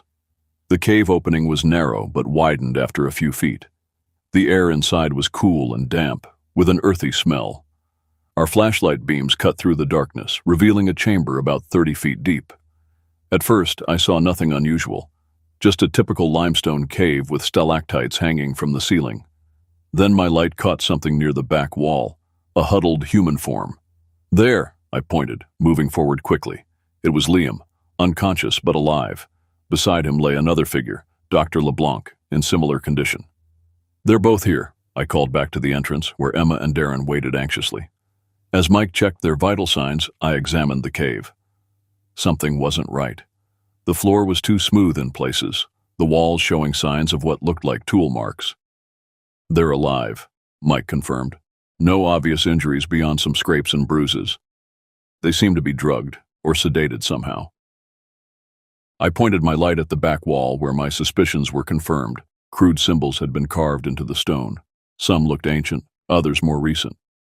"Mike," I said quietly, "this place, it's been used before." He looked up, following my light to the markings. "Looks that way. But why? Why would they bring humans here, then show us where to find them?" Mike shook his head. "I don't know. But let's get these two out of here." We carefully lifted Liam and Dr. LeBlanc, carrying them to the cave entrance. Emma and Darren rushed forward to help. The gray-haired creature remained where we'd left it, observing from a distance. As we emerged with the unconscious men, it made a series of sharp vocalizations that echoed through the forest. Then, with one final look at us, a look that seemed to carry meaning I couldn't decipher, it turned and disappeared into the trees. Darren and Emma fussed over Liam while I examined Dr. LeBlanc more closely. His breathing was regular, pulse steady. There were no puncture wounds or signs of trauma, yet he remained deeply unconscious. "How do we get them back?" I asked Mike. "We can't carry them all the way to the station." He checked his watch. "Backup should have reached the main trail by now. If we can get there, we can meet them." A sound from behind made us all turn. There, emerging from the forest, was Kevin, Dr. LeBlanc's assistant, along with 2 park rangers I recognized from the next district. "Mike," one called, "thank God we found you." Mike sagged with relief. "Perfect timing. We have injured." As the rescue team approached, I noticed Kevin staring past us at the cave entrance, his expression a mixture of awe and vindication. "You found it," he whispered. "The interaction site." "What are you talking about?" I demanded. Kevin tore his eyes away from the cave. Dr. LeBlanc theorized that there were locations in these forests where the creatures would bring humans, places of study. The word sent a chill through me. Study? You mean they were experimenting on them? "Not exactly," Kevin said, kneeling to check on his colleague. "More like observation, learning about us as we try to learn about them." I remembered the strange symbols on the cave wall, the careful way Liam and Dr. LeBlanc had been positioned, not as prey, but as subjects of interest. "How did you find us?" Mike asked the other rangers. "We were following your planned route when we ran into Kevin here," one explained. "He said he had a good idea where you might have gone." Kevin nodded. "I've been tracking their movements for months. This area shows consistent patterns of activity." As we prepared to transport Liam and Dr. LeBlanc back to safety, I stared into the forest, feeling the weight of unseen eyes still watching us. We were being allowed to leave, I realized. The creatures could have prevented our rescue if they'd wanted to. The forest had secrets deeper than I'd imagined, and I was only beginning to understand the relationship between these mysterious beings and the humans who ventured into their domain. They weren't simply animals, nor were they the mindless monsters of campfire tales. They were something else entirely, intelligent, deliberate, and far more aware than we had given them credit for. As we made our way back toward the main trail, a single, prolonged howl echoed across the ridge behind us. Not a threat, but a farewell. The wilderness was watching, and it would be waiting when we returned. The journey back to the ranger station passed in a blur of exhaustion and tension. Liam and Dr. LeBlanc remained unconscious throughout the trek, carried on improvised stretchers by the rescue team. By late afternoon, we had reached the station where an emergency medical technician waited to assess their condition. "Physically, they appear unharmed," the EMT explained after examination. "Vital signs stable, no evidence of trauma. But this unconscious state, it's unusual. I recommend immediate evacuation to the hospital in Riverbrook." Mike nodded, already coordinating with park headquarters for a medical transport. Emma and Darren hovered anxiously over Liam, while Kevin maintained a similar vigil beside Dr. LeBlanc. I stepped outside, needing a moment alone to process everything that had happened. The lake shimmered in the afternoon sun, deceptively peaceful. How strange that just across this calm water, creatures that defied scientific classification were watching, thinking, planning. Mike joined me on the porch, his face showing the strain of the past 24 hours. "You holding up okay?" he asked. I laughed without humor. "Not really. Turned out to be quite the first month on the job." He nodded, understanding. "Most rangers go their whole careers without seeing what you've seen." "Do they?" I questioned. "Or do they see things they don't report? Things they convince themselves were bears or mountain lions or the play of light through trees?" Mike was quiet for a long moment. "Both, probably." "What happens now?" I asked. "Official report will say the hikers were caught in a minor rock slide at the base of Black Rock Ridge. Dr. LeBlanc was separated from his equipment during wildlife observation. All parties were rescued without incident." I stared at him incredulously. "That's it? No mention of what we actually saw? What actually happened?" "What exactly did happen?" Mike challenged. "We saw unidentified wildlife. We found 2 unconscious men in a cave. Anything beyond that is speculation." "Unidentified wildlife?" I repeated.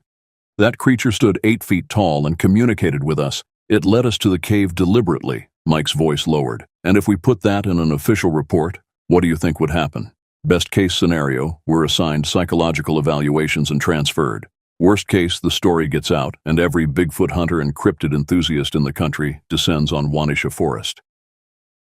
I couldn't argue with his logic, but the deception still felt wrong. "So we just pretend it never happened?" "No," Mike said firmly.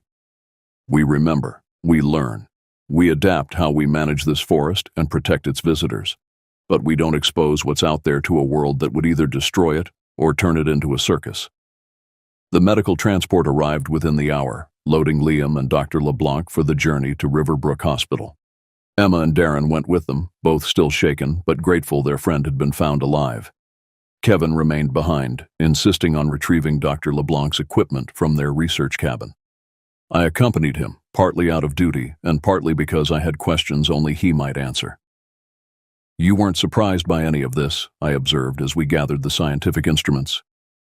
"You knew what was out there." Kevin paused in his packing. "We had theories, evidence, but knowing and seeing are different things." His eyes met mine. "You saw them clearly, didn't you?" I nodded.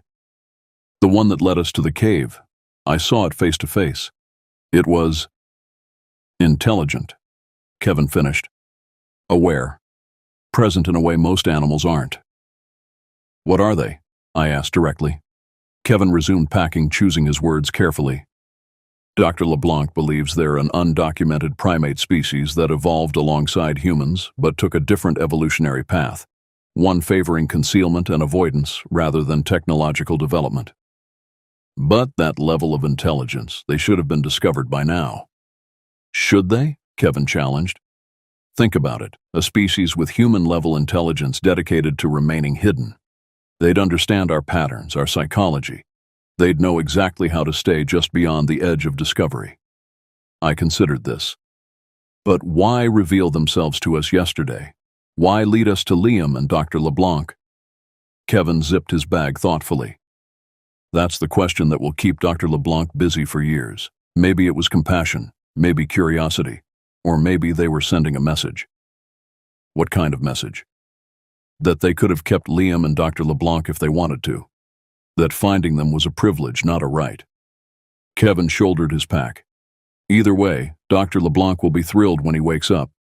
This is the closest anyone has ever come to documented contact. That evening, after Kevin departed for the hospital, Mike and I sat on the porch of the ranger station, watching darkness settle over the forest. Neither of us spoke for a long time, each lost in our own thoughts about what we'd experienced. Finally, Mike broke the silence. You know, before all this happened, I was considering retirement. 30 years in the service seemed like enough.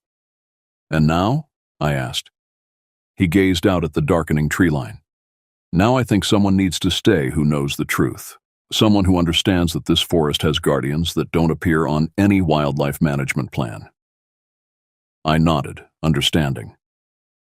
You think they'll become more active? Show themselves more often? No, Mike said after consideration. I think yesterday was unusual. Maybe our presence in their territory reached some tipping point. Maybe the researchers' equipment disturbed them. But generally, they prefer to remain hidden. Except for the sounds at night, I noted, the calls. Those serve a purpose, marking territory, communication. They don't mind us knowing they're there. They just don't want to be found, studied, categorized. I thought about the symbols carved in the cave, the deliberate way the creature had communicated with us.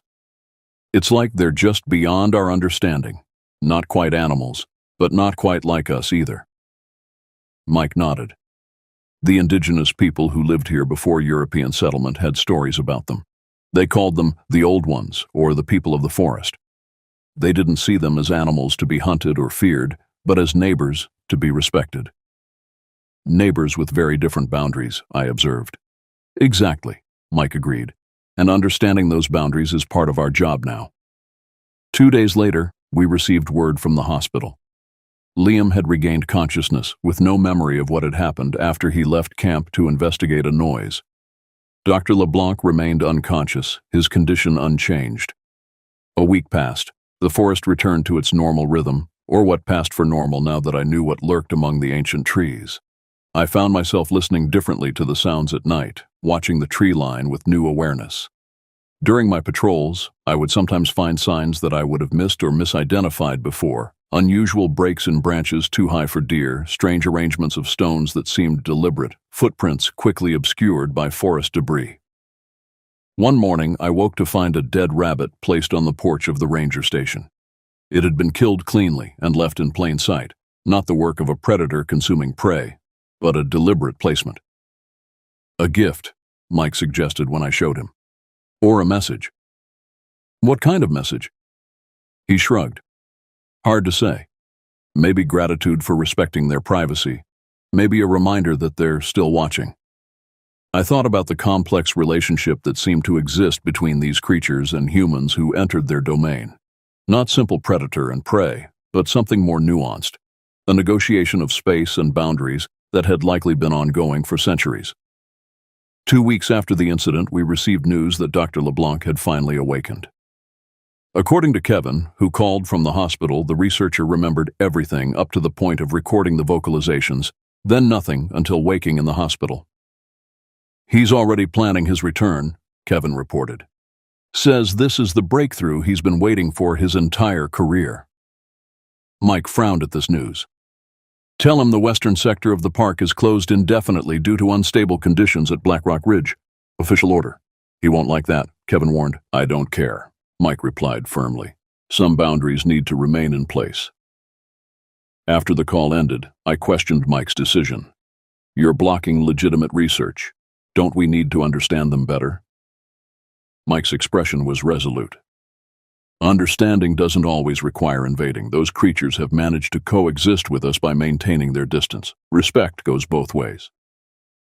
I wasn't entirely convinced, but I respected Mike's experience. So we just continue as before, pretending they don't exist in official reports while knowing they're out there? Not pretending they don't exist, Mike corrected. Protecting the fact that they do. There's a difference. As summer progressed, I settled into a new normal. During day patrols, I was a standard park ranger, helping hikers, maintaining trails, enforcing regulations. But at night, especially during my overnight shifts at the observation post near the lake, I was something else. A sentinel at the edge of two worlds, human and other. Sometimes, when the moon was high and the forest quiet, I would hear the calls echoing across the lake. Not threatening, but communicating something I couldn't quite understand. Occasionally, I would respond with my own call, an imperfect imitation that nonetheless felt right in the moment. Once, just once, something answered directly, a call that seemed to acknowledge my presence before fading into the night. One evening in late August, as summer began its transition to fall, I was completing paperwork at the ranger station when a knock came at the door. Opening it, I found Emma and Liam standing on the porch. We came to say thank you, Emma explained, and goodbye. We're heading back to Australia tomorrow. I invited them in, surprised by their visit. Liam looked fully recovered, though a certain wariness remained in his eyes. How are you feeling? I asked him. Physically fine, he answered carefully. Mentally, still processing. I nodded, understanding completely. The thing is, Liam continued, lowering his voice, I remember more than I told the doctors. Flashes, fragments. Being carried through the forest. A face that wasn't human. Emma took his hand supportively. We've agreed not to talk about it back home. Who would believe us anyway? But we wanted you to know that we know what really happened out there. And we wanted to ask, Liam added, if that's why you became a ranger here. Because you knew about them. I shook my head. No. I had no idea until recently. But now that I know, I paused, considering. Now I think maybe this is exactly where I'm supposed to be. After they left, I stepped onto the porch and gazed across the lake toward the deep forest beyond. The sun was setting, casting long shadows from the ancient pines. Soon, darkness would fall, and the wilderness would reclaim its secrets. But not all of them. Some secrets were now shared between us. Between the creatures watching from the shadows and those of us who had glimpsed their reality.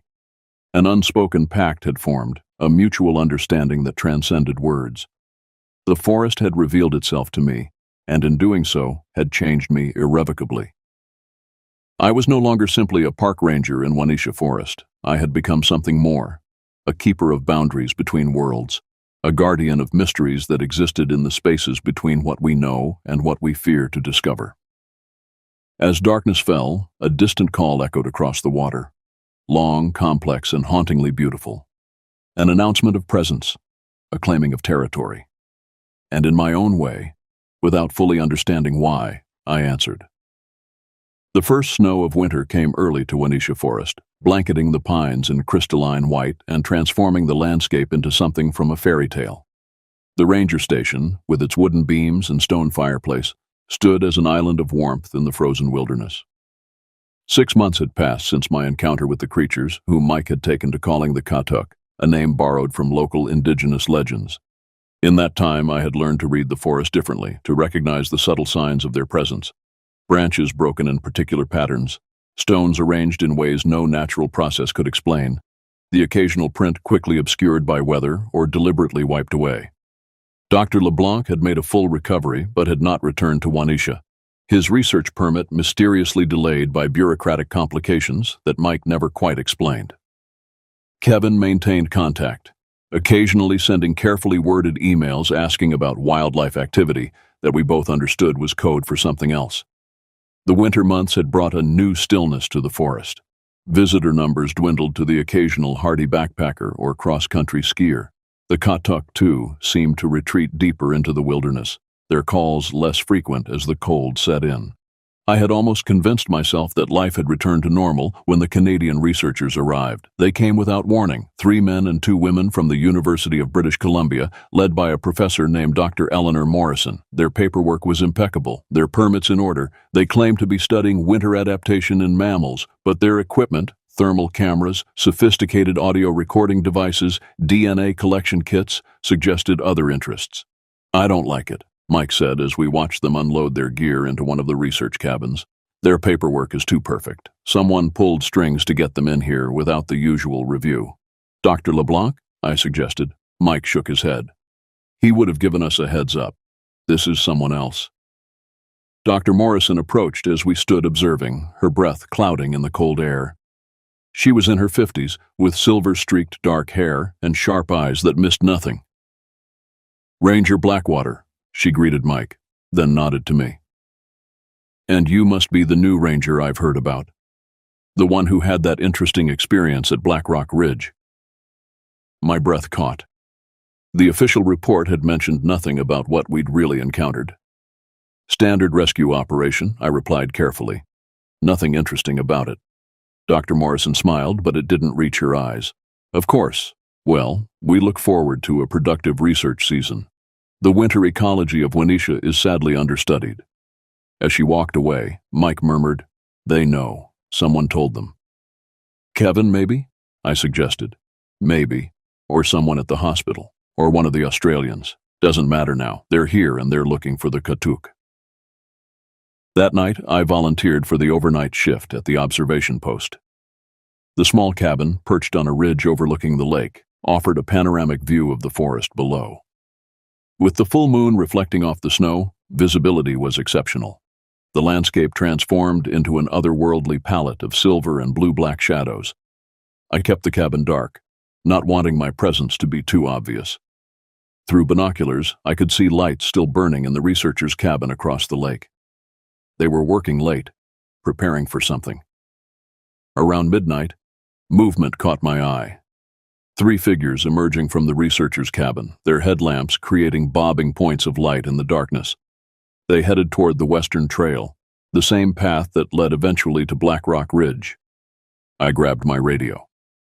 "Mike, you awake?" His voice came back immediately. "Yeah, what's up?"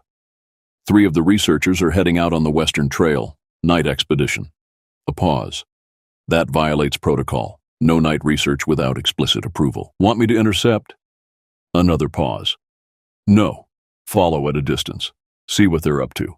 I'll join you from the south access point. Keep your radio on." I geared up quickly, thermal layers beneath my uniform, heavy boots, emergency pack. As an afterthought, I added the digital recorder Mike had given me months ago, after I'd expressed interest in documenting the Katuk calls. The night was bitterly cold, my breath freezing almost instantly as I stepped outside. The snow crunched beneath my boots, making stealth difficult. I stayed on the ridge trail, which ran parallel to but above the western path the researchers had taken. From this vantage, I could track their progress without being immediately visible. Their headlamps moved steadily through the trees, occasionally stopping as they examined something or consulted instruments. They were heading directly toward an area Mike and I had come to recognize as a boundary zone, a region where signs of the Katuk became more frequent and where we had silently agreed to limit our own patrols. I radioed my position to Mike, who confirmed he was approaching from the south. "Be careful," he added. "The temperature's dropping. Storm front moving in faster than predicted." He was right. The clear night was changing, clouds gathering to obscure the moon. The wind picked up, carrying the first flurries of what promised to be a significant snowfall. I quickened my pace, not wanting to lose sight of the researchers in the deteriorating conditions. They had reached a small clearing about 2 miles from the station, a place where, last fall, I had found an arrangement of stones that formed a pattern too deliberate to be natural. Through my binoculars, I could see them setting up equipment, a thermal camera on a tripod, audio recording devices positioned around the clearing's perimeter, and something that looked like bait stations. They're setting a trap, I realized aloud. As if in answer to my words, a sound rolled through the forest. That distinctive, elongated call that had haunted my dreams for months. It came from the north, beyond Black Rock Ridge, distant but clear. The researchers below froze, then burst into activity, adjusting their equipment and speaking excitedly to each other. One pointed in the general direction of the call, while another checked readings on what appeared to be a spectrographic analyzer. I reached for my radio to update Mike when a second call answered the first, this one much closer, perhaps less than a mile away. The researchers' excitement visibly intensified. Then a third call sounded, this one from behind me. I turned slowly, scanning the ridge. Nothing visible in the increasing snowfall, but the sense of being watched was overwhelming. The Katuk were converging on the clearing, communicating, coordinating. My radio crackled. I hear them. Mike's voice came through, hushed. At least 3 distinct individuals. They're triangulating. The researchers are setting up some kind of trap, I reported. Bait stations, recording equipment. Should we intervene? Yes. This stops now. I'm 5 minutes out. I was about to move when a fourth call sounded, this one different from the others. Higher pitched, almost questioning. It came from very close to the researcher's position. Through my binoculars, I saw them react, pivoting toward the sound. One adjusted the thermal camera while another readied what looked like a tranquilizer gun. They're armed, I radioed to Mike. Looks like tranq gear. Hold position, he ordered. I'm coming up behind them. But it was too late for caution. As I watched, a massive figure emerged from the tree line opposite my position at the far side of the clearing. Even at this distance in the swirling snow, its dimensions were shocking, at least 8 feet tall, with a powerful build that moved with surprising grace. One of the researchers spotted it, pointing frantically. The one with the tranquilizer gun raised her weapon. "No!" I shouted, forgetting stealth entirely. My voice carried across the clearing. Both the researchers and the Katuk turned toward the sound. In that moment of distraction, a second Katuk emerged from the forest directly behind the researchers. This one I recognized. The gray-haired individual that had led us to the cave months ago. The researcher with the tranquilizer gun whirled, firing instinctively. A terrible roar split the night as the dart found its mark. The gray-haired Katuk staggered, then charged forward with shocking speed. The researchers scattered, abandoning their equipment in their panic. I slid down the ridge toward the clearing, shouting for them to run toward me. 2 of them changed direction, scrambling up the slope.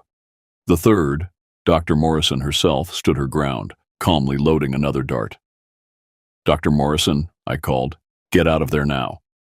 She ignored me, taking careful aim at the injured Katuk, which was now reeling, the tranquilizer beginning to take effect. What happened next occurred so quickly, I barely registered the sequence. The first Katuk, still at the far side of the clearing, let out a sound like nothing I'd ever heard. A command, a warning. From all around the perimeter, shadowy figures emerged from the forest, 7 of them, converging on the clearing. Dr. Morrison finally realized her danger and turned to flee, but it was too late. The gray-haired Katuk, fighting the effects of the tranquilizer, caught her in a single bound. There was no violence, merely containment, massive arms encircling her, lifting her off the ground as easily as one might lift a child. I reached the edge of the clearing just as Mike arrived from the opposite direction, his sidearm drawn. "Put her down!" he shouted at the creature. "Now!" The Katuk holding Dr. Morrison turned toward Mike's voice. Even in its drugged state, the intelligence in its eyes was unmistakable. It made no move to comply. The standoff lasted perhaps 10 seconds, though it felt much longer. Then, from the ridge I had just descended, a figure stepped forward that made my heart stop. It was unlike the others, taller, more angular, its body covered not in the dark hair of its companions, but in what appeared to be a form of clothing made from bark, lichen, and animal hides. Its face, while still not human, had a different quality, older, more refined. It surveyed the scene, then made a series of complex vocalizations. Immediately the others responded, creating a chorus of calls that seemed to form a kind of conversation. The gray-haired Katuk reluctantly lowered Dr. Morrison to the ground, but kept a massive hand on her shoulder. She was remarkably composed, her scientific curiosity apparently overriding her fear. The leader, for that was clearly what it was, approached Mike directly. It stopped a few feet away, studying him with ancient eyes. Mike slowly holstered his weapon. "Do you understand me?" he asked, his voice steady. The being tilted its head, considering. Then, in a voice that seemed to emerge from depths unimaginable, it spoke. "Yes." Dr. Morrison gasped. The sound of that single word, rough, halting, but unmistakably English, sent electricity through my veins. Mike maintained his composure. "What do you want?" The being gestured toward the abandoned research equipment. "No more hunting. No more study." "They were trying to catch one of you," Mike acknowledged. "That was wrong. It won't happen again." The being seemed to consider this, then gestured to Dr. Morrison. "This one knows. Dangerous." "She won't tell anyone about you," Mike promised. "I'll make sure of it." The being made a sound that might have been skepticism. "Others, like her, always come. Always hunt." "I know," Mike admitted. "But we're not all like that. Some of us want to protect you, to keep your existence secret." The being studied Mike intently, then turned its gaze to me. I felt naked beneath that ancient stare, as if every thought, every intention was being weighed. "Why?" it finally asked. Mike glanced at me, then back to the being. "Because some mysteries should remain mysteries. Because your right to exist undisturbed matters more than our need to know everything." Snow fell between them, creating a veil that seemed to separate two worlds momentarily touching. The being reached out slowly and touched Mike's shoulder, a gesture of acknowledgement, perhaps even respect. Then it spoke again, its words carefully formed. "Long ago. Agreement. Your kind there." It gestured toward the lake, the ranger station beyond. "Our kind here," it indicated the deep forest, the ridge, the mountains. "Boundary, remember." Mike nodded. "I remember. We'll honor the boundary." The being turned to Dr. Morrison, still held by the gray-haired Katuk. "You, forget this place." She shook her head, defiant even now. "I can't. This is the scientific discovery of the century. The world needs to know you exist." The being made a sound, not quite a laugh, not quite a growl. "World. Not ready. Never ready." It turned back to Mike. "She stays or goes?" The question hung in the air, its implications clear. They were offering us a choice: take Dr. Morrison with us or let her remain with them, forever. Mike's eyes met mine, a silent communication passing between us. Then he looked at Dr. Morrison. "Your choice, Doctor. Leave with us now and never return. Never speak of what you've seen. Or stay with them and satisfy your scientific curiosity at the cost of everything else." Dr. Morrison looked around at the gathering of Katuk, her expression a mixture of fear and fascination. "They're intelligent, tool-using, possibly language-capable. They're everything we've theorized and more." "Yes," Mike agreed, "and they're asking to be left alone. Your research ends tonight, one way or another." For a long moment, Dr. Morrison stood frozen in indecision. Then, reluctantly, she nodded. "I'll go. I'll say nothing." The leader observed this exchange, then made a series of vocalizations to the others. The gray-haired Katuk released Dr. Morrison, who stumbled away from it. "Equipment," the leader said, pointing to the abandoned research gear. "Take." Mike nodded. "We'll remove everything. No trace left behind."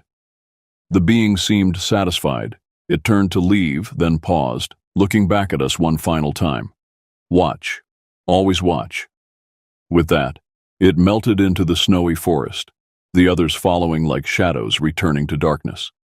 Within seconds they were gone, leaving only their massive footprints in the snow as evidence they had ever been there. Dr. Morrison stood trembling, the magnitude of what had just occurred finally hitting her. "They spoke," she whispered, "actually spoke human language." "And you're going to forget you ever heard it," Mike said firmly. "Pack up your equipment, all of it. You and your team are leaving at first light." She started to protest, but I cut her off. "It's not negotiable, Doctor. They gave you a choice, and you made it. Honor your word. The storm intensified as we gathered the researchers' equipment. By the time we returned to the station, nearly a foot of fresh snow had fallen, erasing all evidence of the night's events.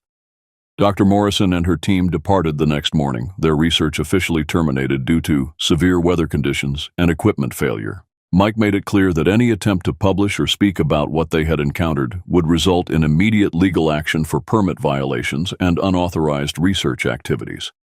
Whether that threat would hold remained to be seen, but something in Dr. Morrison's eyes as she left suggested she understood the magnitude of what had transpired. Not just a scientific discovery, but a meeting between two intelligent species who had shared the same forests for millennia, one in the light, one in shadow. After they left, Mike and I stood on the porch of the ranger station, watching the snow continue to fall. "Will she keep quiet?" I asked. Mike shrugged. "For a while, maybe, but the lure of recognition, of being the one to prove they exist, it's powerful." "What happens when she talks?" He sighed. "Others will come.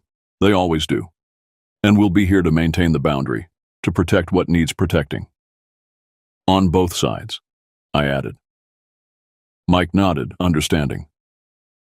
"We're guardians of the threshold now, not just of the forest itself, but of the line between known and unknown, between discovery and mystery." That night, as I sat alone at the observation post, I heard it again. That distinctive elongated call echoing across the snow-covered landscape. But this time, it seemed different somehow.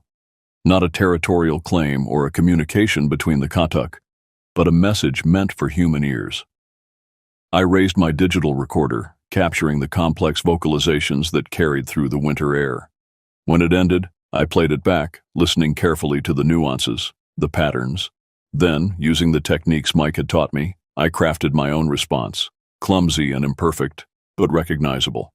I stepped outside into the biting cold and sent my call across the frozen lake toward the deep forest beyond. For a long moment, nothing. Then, from the darkness, an answer came. Acknowledgement. Recognition. I smiled into the night. The boundary remained, the separation necessary, but understanding could bridge even the widest divides, creating connections that transcended species and time. The snow fell silently, covering the world in pristine white. Somewhere in the ancient forest, the Katuk continued their timeless existence, guardians of secrets older than human memory. And here, at the edge of their domain, I maintained my vigil. Keeper of boundaries, protector of mysteries, bridge between worlds, the wilderness was watching, and now I was watching back. I never thought I'd find myself tracking monsters through remote wilderness.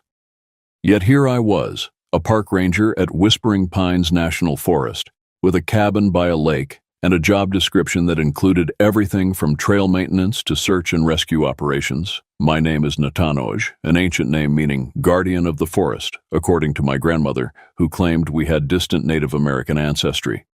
I had been working desk jobs in the city for years, feeling the weight of concrete and glass slowly crushing my spirit. When I saw the job posting for a park ranger position at Whispering Pines, something inside me awakened. A call back to nature I couldn't ignore. The interview was surprisingly straightforward. The head ranger, Liam, a weathered man with salt and pepper hair and deep crow's feet from years squinting into the wilderness, didn't seem particularly impressed with my resume. "Why do you want to be a ranger?" he asked bluntly, not looking up from my application. I told him the truth. "I need this more than you need me. The forest is calling me back." Something in my voice made him look up. He studied me for a moment, then nodded. 2 weeks later, I was moving into the small ranger cabin that would become my home. The cabin itself was nothing special. 1 bedroom, a modest kitchen, a living area with a stone fireplace, and a small bathroom. But its location was something out of a dream. Set back from Crystal Lake, with the imposing silhouette of Mount Blackwood rising behind it, the cabin offered views that million-dollar penthouses could never match. My duties were varied. During tourist season, I gave educational talks, directed visitors to trails appropriate for their experience levels, and occasionally rescued hikers who had ventured too far. In the quieter months, I maintained trails, monitored wildlife, and patrolled the more remote areas of the forest. It was during one of these patrols, 6 months into my new life, that I first heard whispers about the strange occurrences in the forest's northern section. I was having drinks with Kelly, another ranger who managed the eastern zone, and Blake, who handled visitor services at the main entrance. We were at the Pine Cone, the only bar within 30 miles of the park. "You haven't been to Section 13 yet, have you?" Kelly asked, taking a long sip of her beer. "Not really. It's pretty far from my usual patrol route," I admitted. Blake and Kelly exchanged glances. "What?" I asked. "Nothing," Blake said, but his expression suggested otherwise. "It's just, there are stories about that area." "What kind of stories?" I pressed. "Missing hikers, strange noises at night, equipment malfunctions," Kelly said. "Most of it is just campfire tales, but what?" "There have been some documented cases of hikers going missing up there," Blake admitted, "more than in other areas of comparable size and difficulty."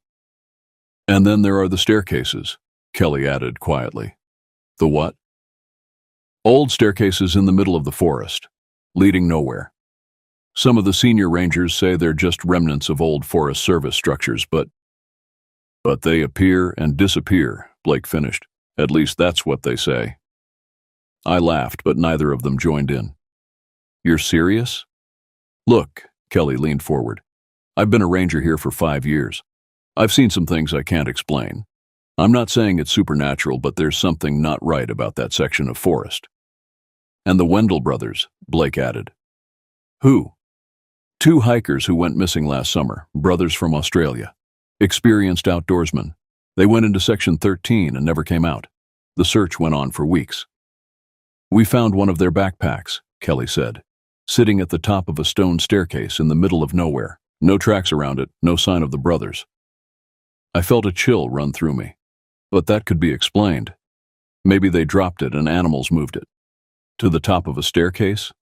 Blake raised an eyebrow.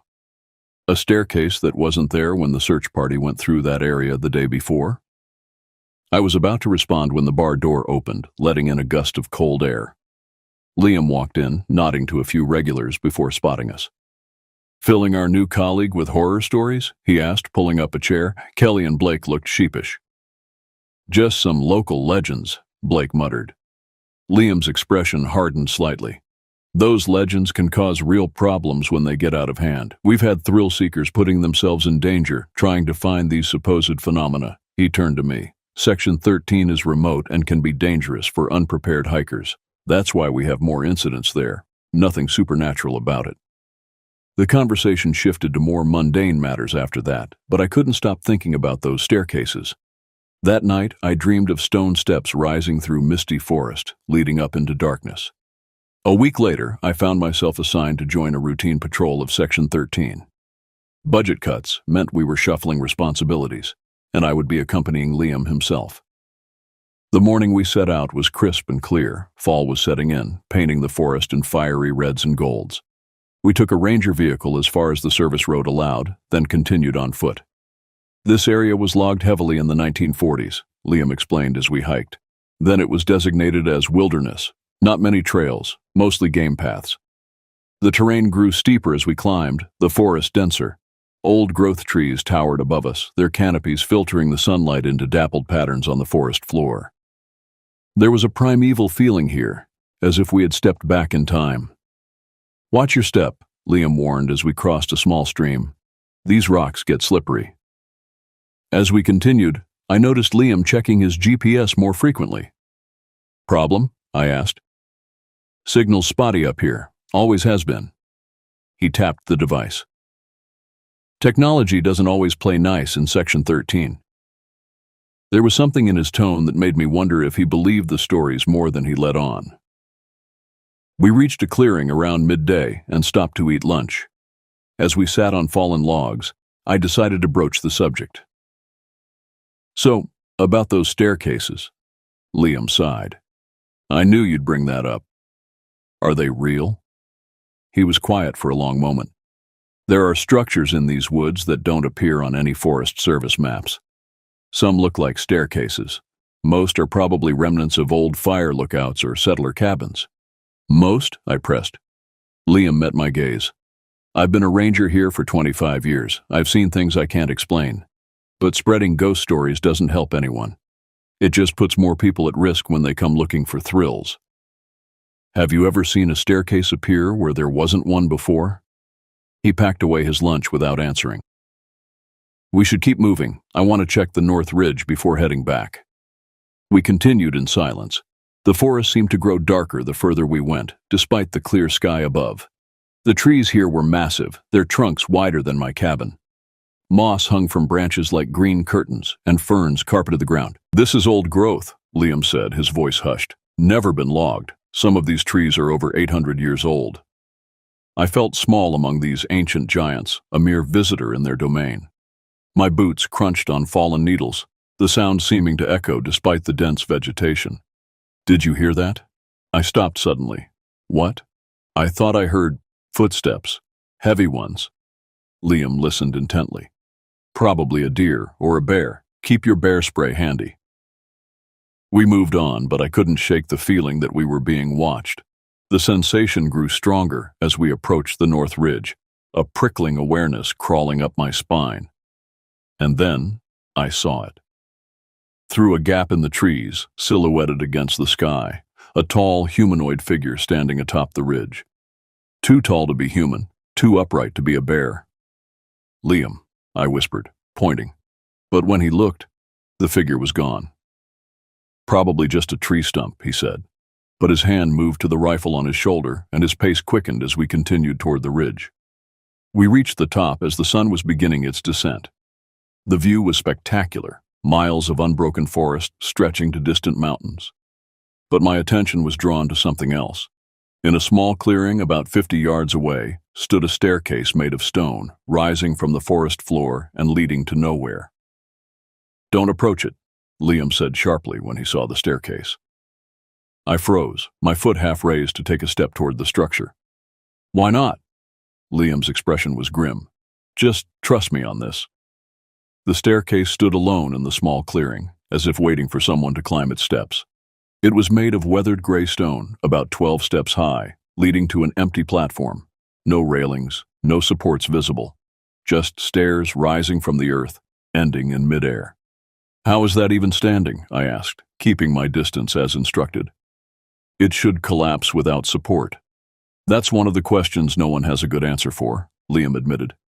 Engineering says they shouldn't be stable, but they are. You said they're remnants of old structures. That's the official explanation, he cut me off. And for some of them, it's probably true. But this one, he shook his head. This one what? Liam sighed heavily. This one wasn't here 3 days ago when I last patrolled this ridge. A chill ran through me despite the warm afternoon. That's impossible.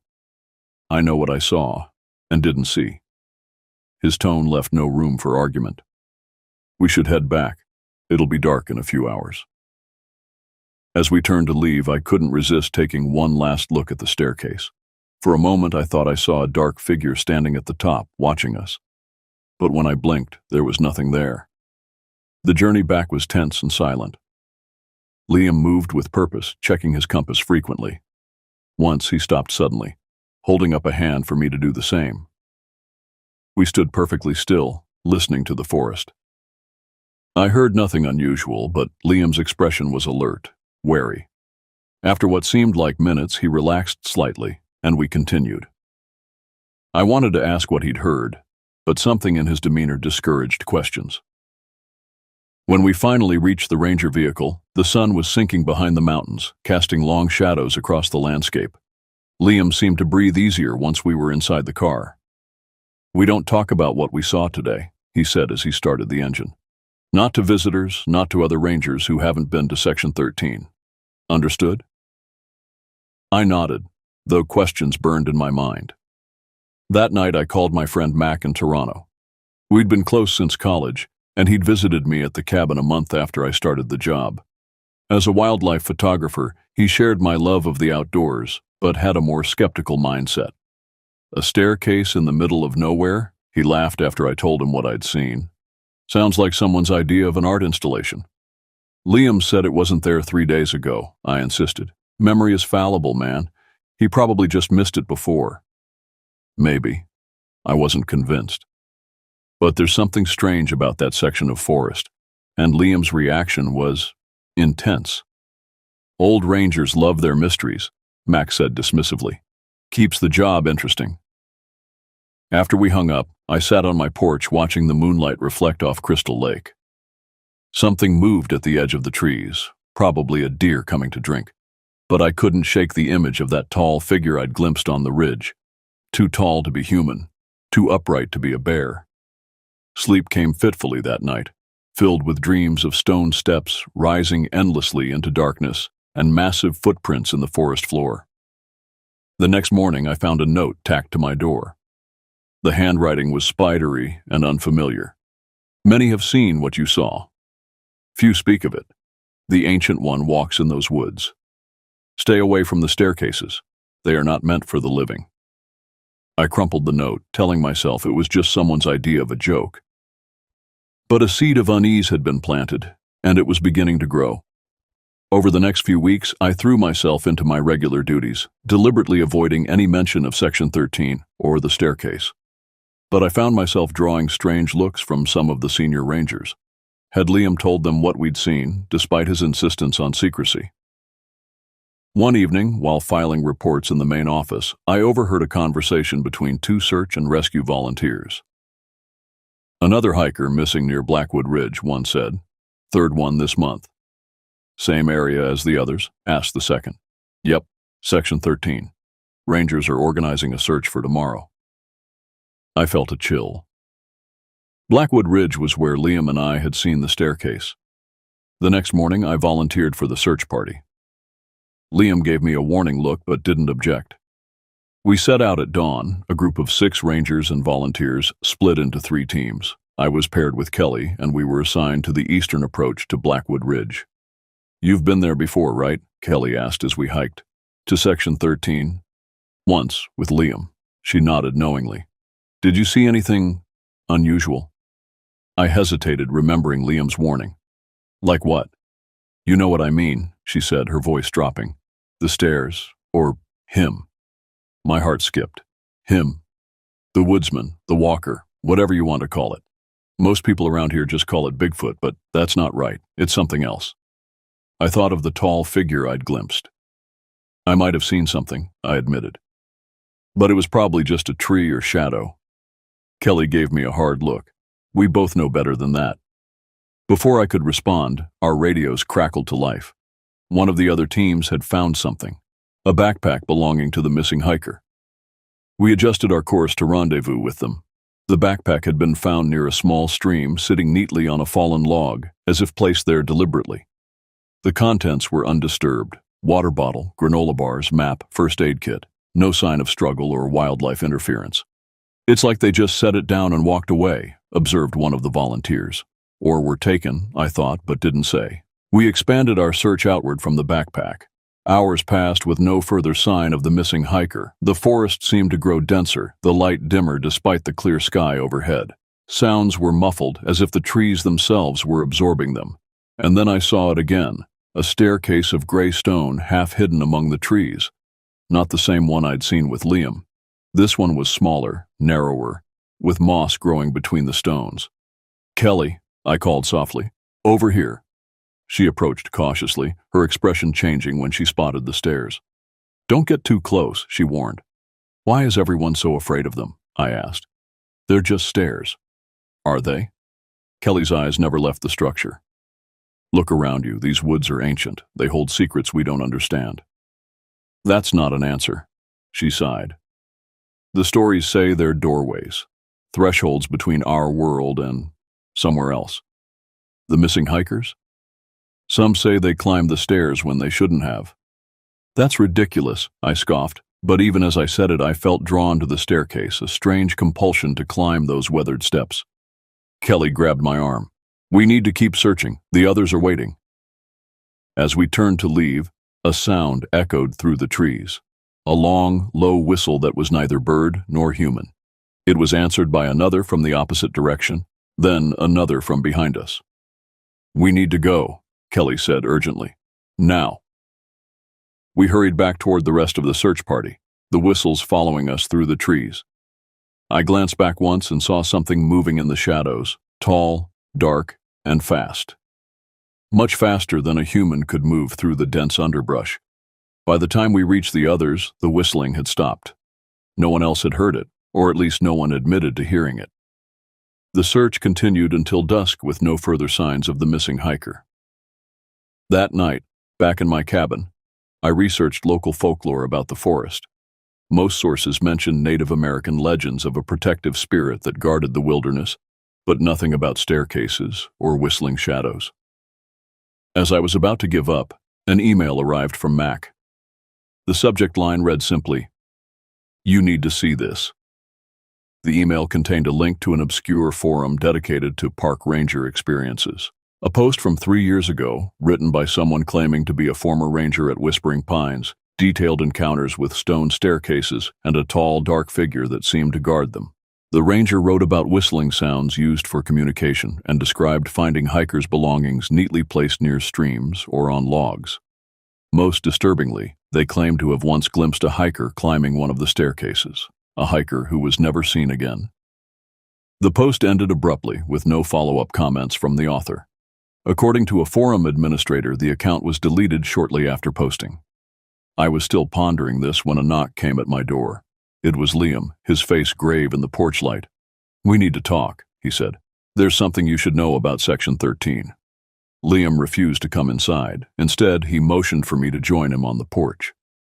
The night was cool, moonlight silvering the lake's surface and casting deep shadows among the trees. "I should have told you this when you first arrived," he began, his voice low as if he feared being overheard. "But I was hoping you wouldn't need to know, that you'd stay away from Section 13. "What is it?" I prompted when he fell silent. Liam's weathered face looked haggard in the moonlight. "The forest there is different, older than the rest. The Native Americans who lived here called it the Forbidden Place. They would never enter it, even during the harshest winters when game was scarce elsewhere." "Because of the staircases?" "The stairs came later, after European settlers arrived. At least that's when they started appearing in records." He rubbed his eyes tiredly.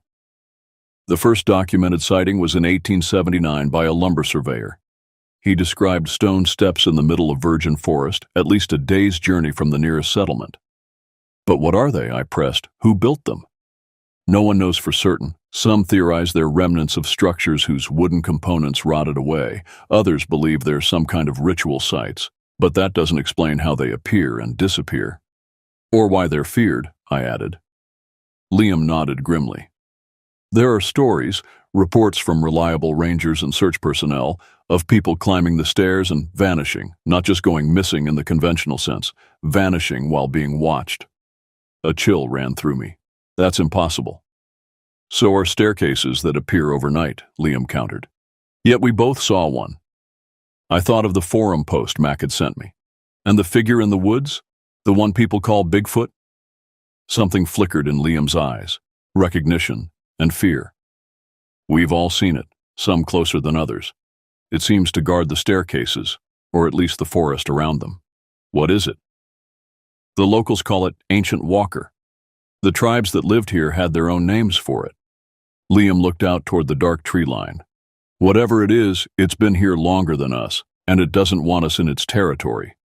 "But this is a national forest," I argued. "People have a right to—" "Rights don't mean much to something that was here thousands of years before our laws," Liam cut me off. "The Forest Service knows about the phenomena in Section 13. They've sent researchers, experts. Some found nothing unusual, others never returned." My mouth went dry. "And that's why Section 13 isn't on the public maps." Liam nodded. "Officially, it's designated as a sensitive ecological area, restricted to authorized personnel. In reality, it's quarantined. But you still patrol it. Someone has to keep people out when possible, and to search for them when they go in anyway." His expression darkened. "The hiker we were looking for today, his GPS tracker's last signal came from right next to where that new staircase appeared." "Jesus," I whispered. You think he... I think he either climbed those stairs or the walker took him. Liam stood abruptly. The search resumes at dawn. I suggest you get some rest. Wait, I called as he started down the steps. Why are you telling me this now? He paused, his back to me. Because you're different. Most rangers who see what you saw either request transfers or convince themselves they imagined it. You're still asking questions. He glanced over his shoulder. And because I have a feeling you're going to need this knowledge very soon. With that cryptic statement, he disappeared into the darkness, leaving me with more questions than answers. Sleep was impossible after Liam's visit. I paced my small cabin, mind racing with implications. If even half of what he said was true, then the forest I'd come to love concealed something beyond conventional understanding. Around midnight, unable to settle, I decided to step outside for some air. The night was still, the only sound the gentle lapping of the lake against the shore. I walked to the water's edge, watching the moonlight dance on the rippling surface. A movement caught my eye, something large crossing the lake in a canoe. The figure paddled with practiced ease, heading directly for my cabin's shoreline. As it drew closer, I recognized Alex, one of the older rangers who primarily worked the visitor center now. Evening, he called softly as he beached the canoe. Hope I didn't startle you. It's past midnight, I pointed out. What are you doing here? Alex straightened, moonlight revealing his lined face. Liam said he spoke to you about Section 13. I thought you might have questions he couldn't or wouldn't answer. I studied him suspiciously. Why would you know more than him?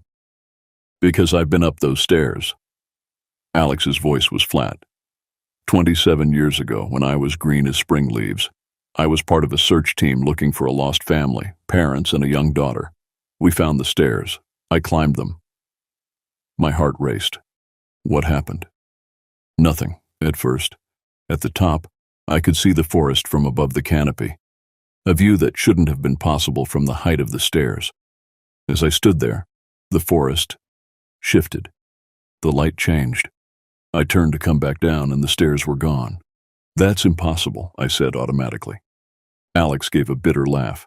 That's what I keep telling myself. I was standing on nothing, floating above the forest, and then I was falling. He rolled up his sleeve, revealing a jagged scar running from wrist to elbow.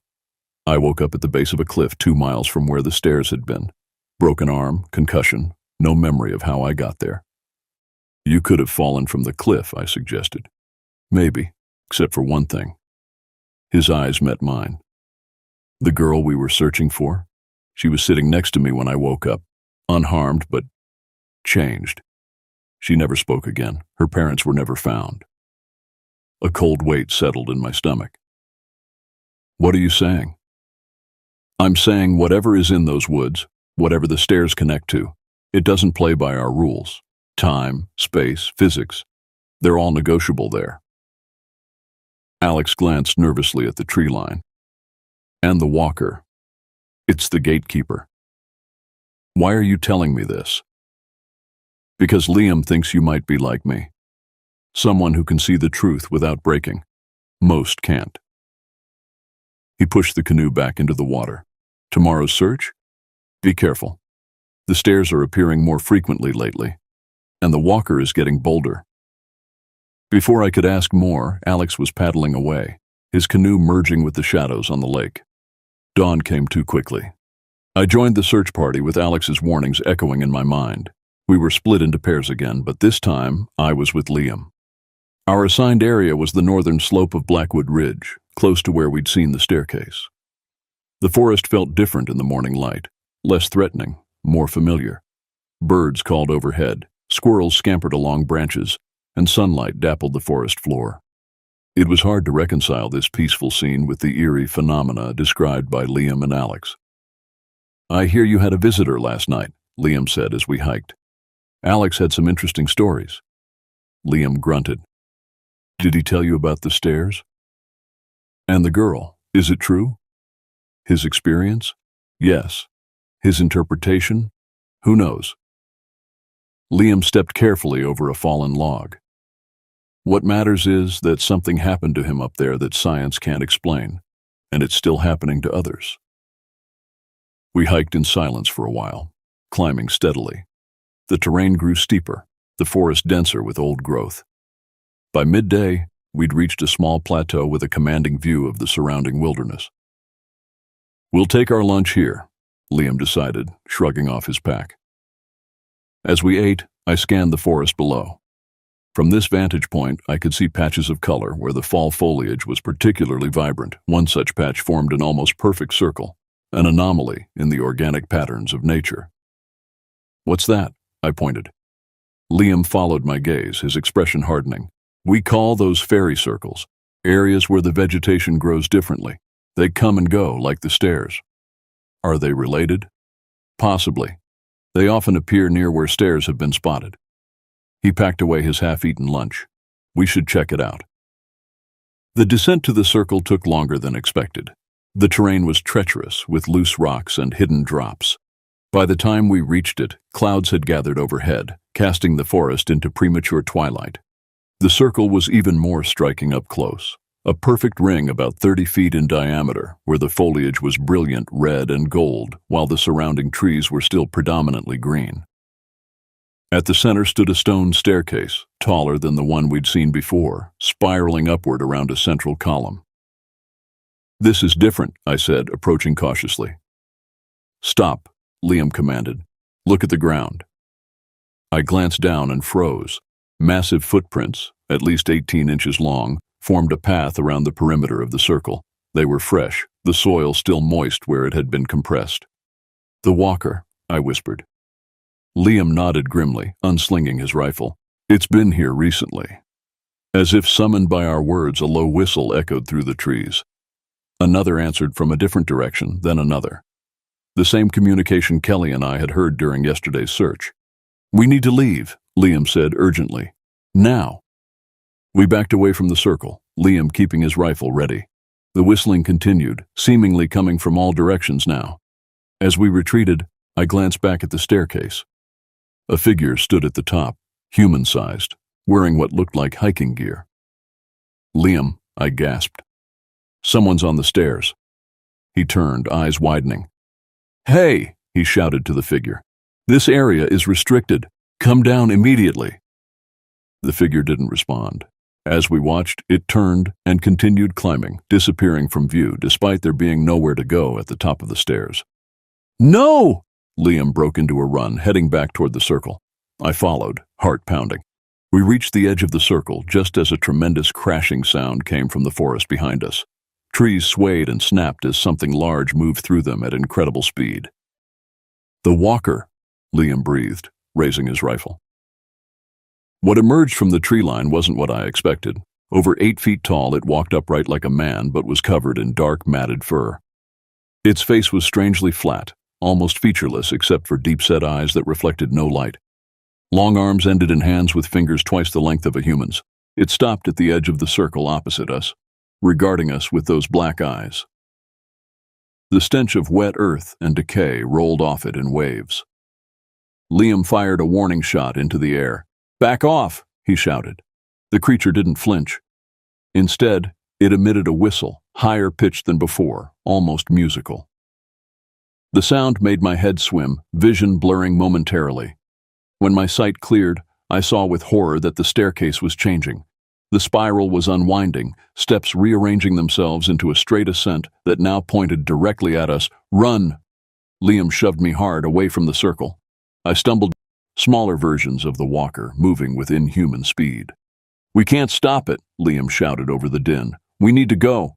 I turned to run, but my foot caught on a root. I fell hard, the impact knocking the wind from me. As I struggled to rise, I saw the walker reach the staircase. It paused, looking back at us. For a moment, its eyes met mine, and a strange sensation washed over me. Not fear, but recognition, as if it knew me. Then it began to climb. "Natanoj!" Liam was pulling at my arm. "Move!" I scrambled to my feet. As we fled, I glanced back one last time.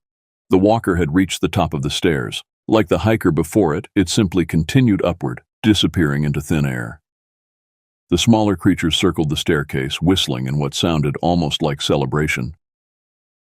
We ran until our lungs burned, not stopping until we reached a stream far from the circle. Liam collapsed on the bank, gasping for breath. What was that? I managed between gulps of air. Liam shook his head. I don't know, not exactly, but I think we just witnessed a crossing. A crossing? Between worlds. He sat up, face grim. And I think it took that hiker with it. 3 days passed before I could bring myself to file a report about what happened in the fairy circle. When I finally did, I stuck to the facts. Missing hiker, strange footprints, no recovery of the body. I made no mention of the walker or the disappearing staircase.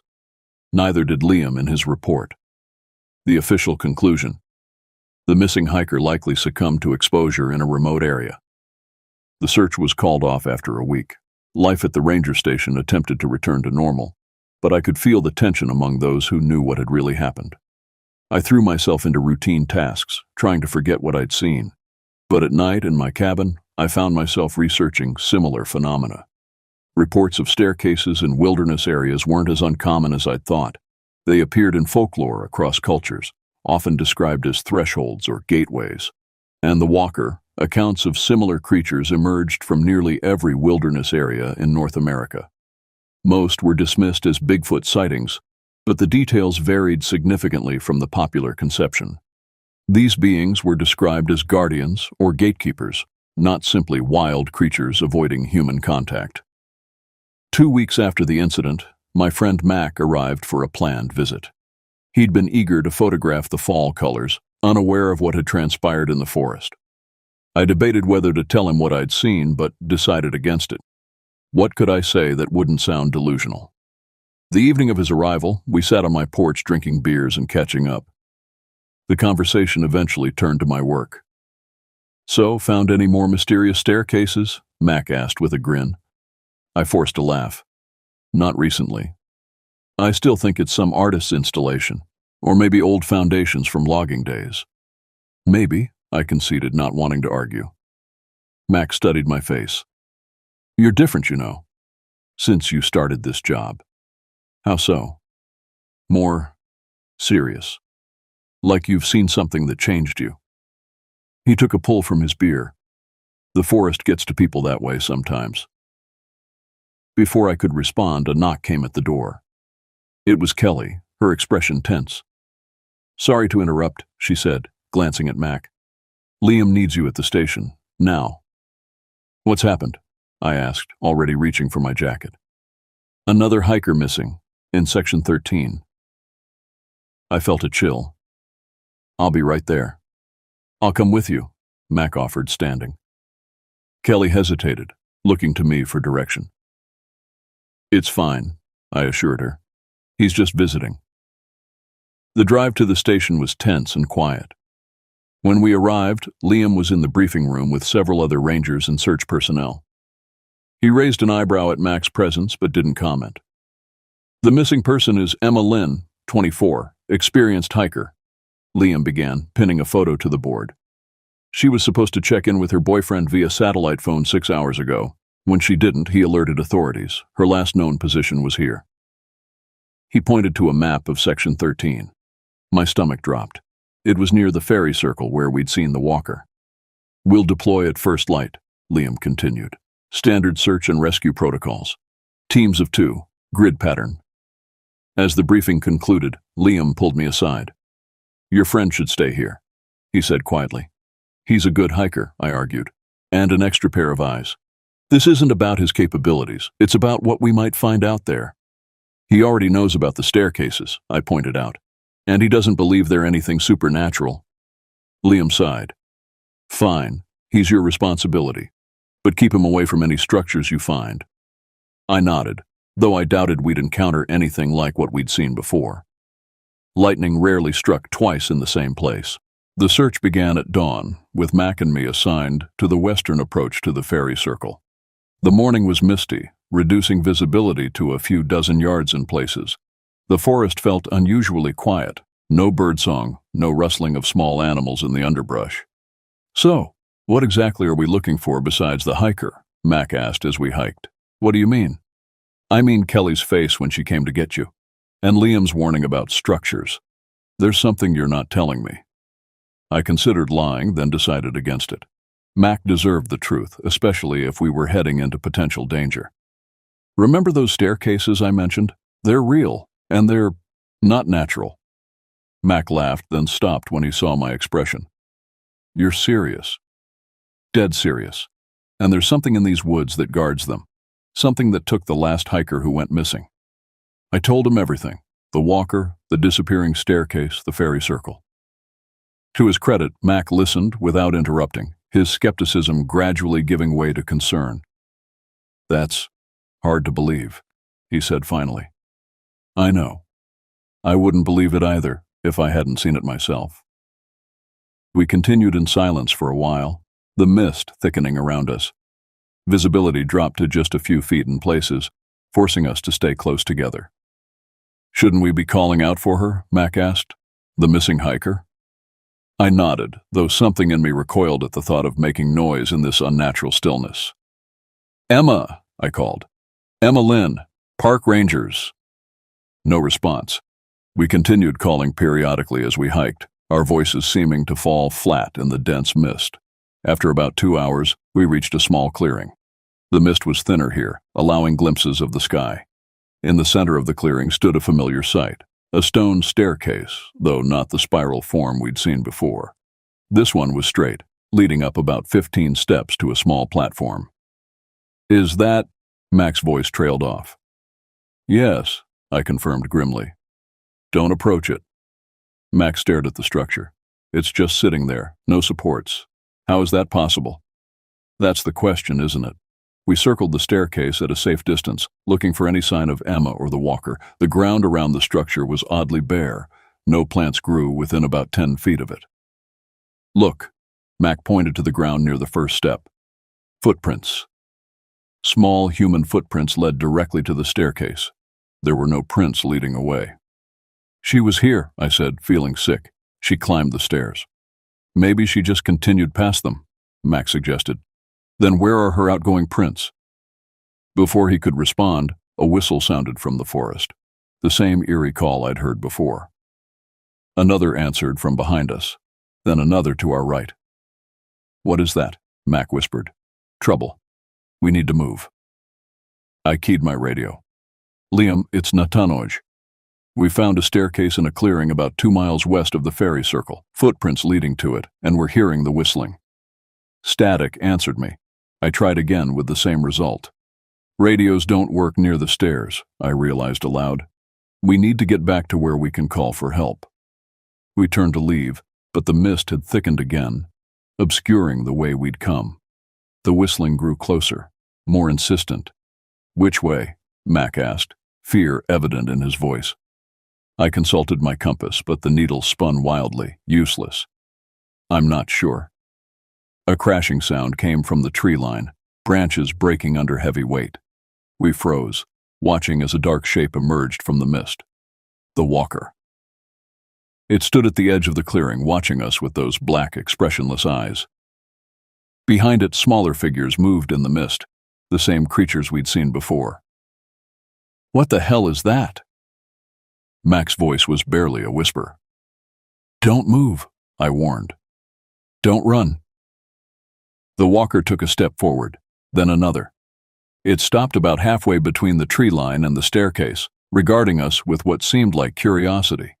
Then, to my shock, it raised a long-fingered hand and pointed, not at us, but at the top of the staircase. I followed its gesture. A figure stood there, a young woman in hiking gear, Emma Lynn. Emma? I called. Are you okay? She didn't respond.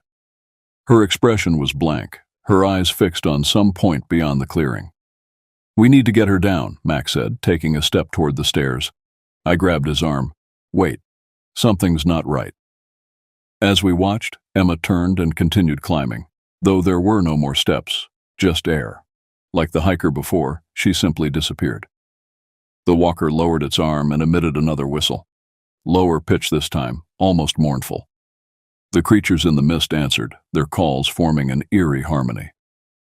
They're singing, Mac realized. Some kind of ritual? The walker's gaze shifted to us. It took another step forward, long arms hanging at its sides.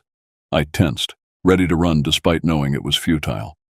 But instead of approaching, the walker raised its hand again, this time extending it toward me, palm up. A gesture of offering. "It wants me to go with it," I said, my voice sounding strange to my own ears. "That's insane," Mac hissed. "We need to get out of here." The walker whistled again, a different pattern, almost like speech. To my astonishment, I felt I understood it. Not words exactly, but meaning. It was asking for help. "I think it needs us," I said slowly. "Or me, specifically." "You can't be serious," Mac protested. "That thing probably took Emma and the others." "No," I shook my head. "I don't think it took them. I think it was trying to stop them from climbing the stairs, like it tried to warn us before." The walker whistled again, more urgently. It gestured toward the tree line, then back to the staircase. Warning and invitation combined. Making a decision I knew might be my last, I took a step toward it. "I'll go with you. But my friend stays safe." The walker seemed to consider this, then nodded. A disturbingly human gesture from such an alien being. It turned and moved back toward the forest, looking over its shoulder to ensure I was following. "Are you crazy?"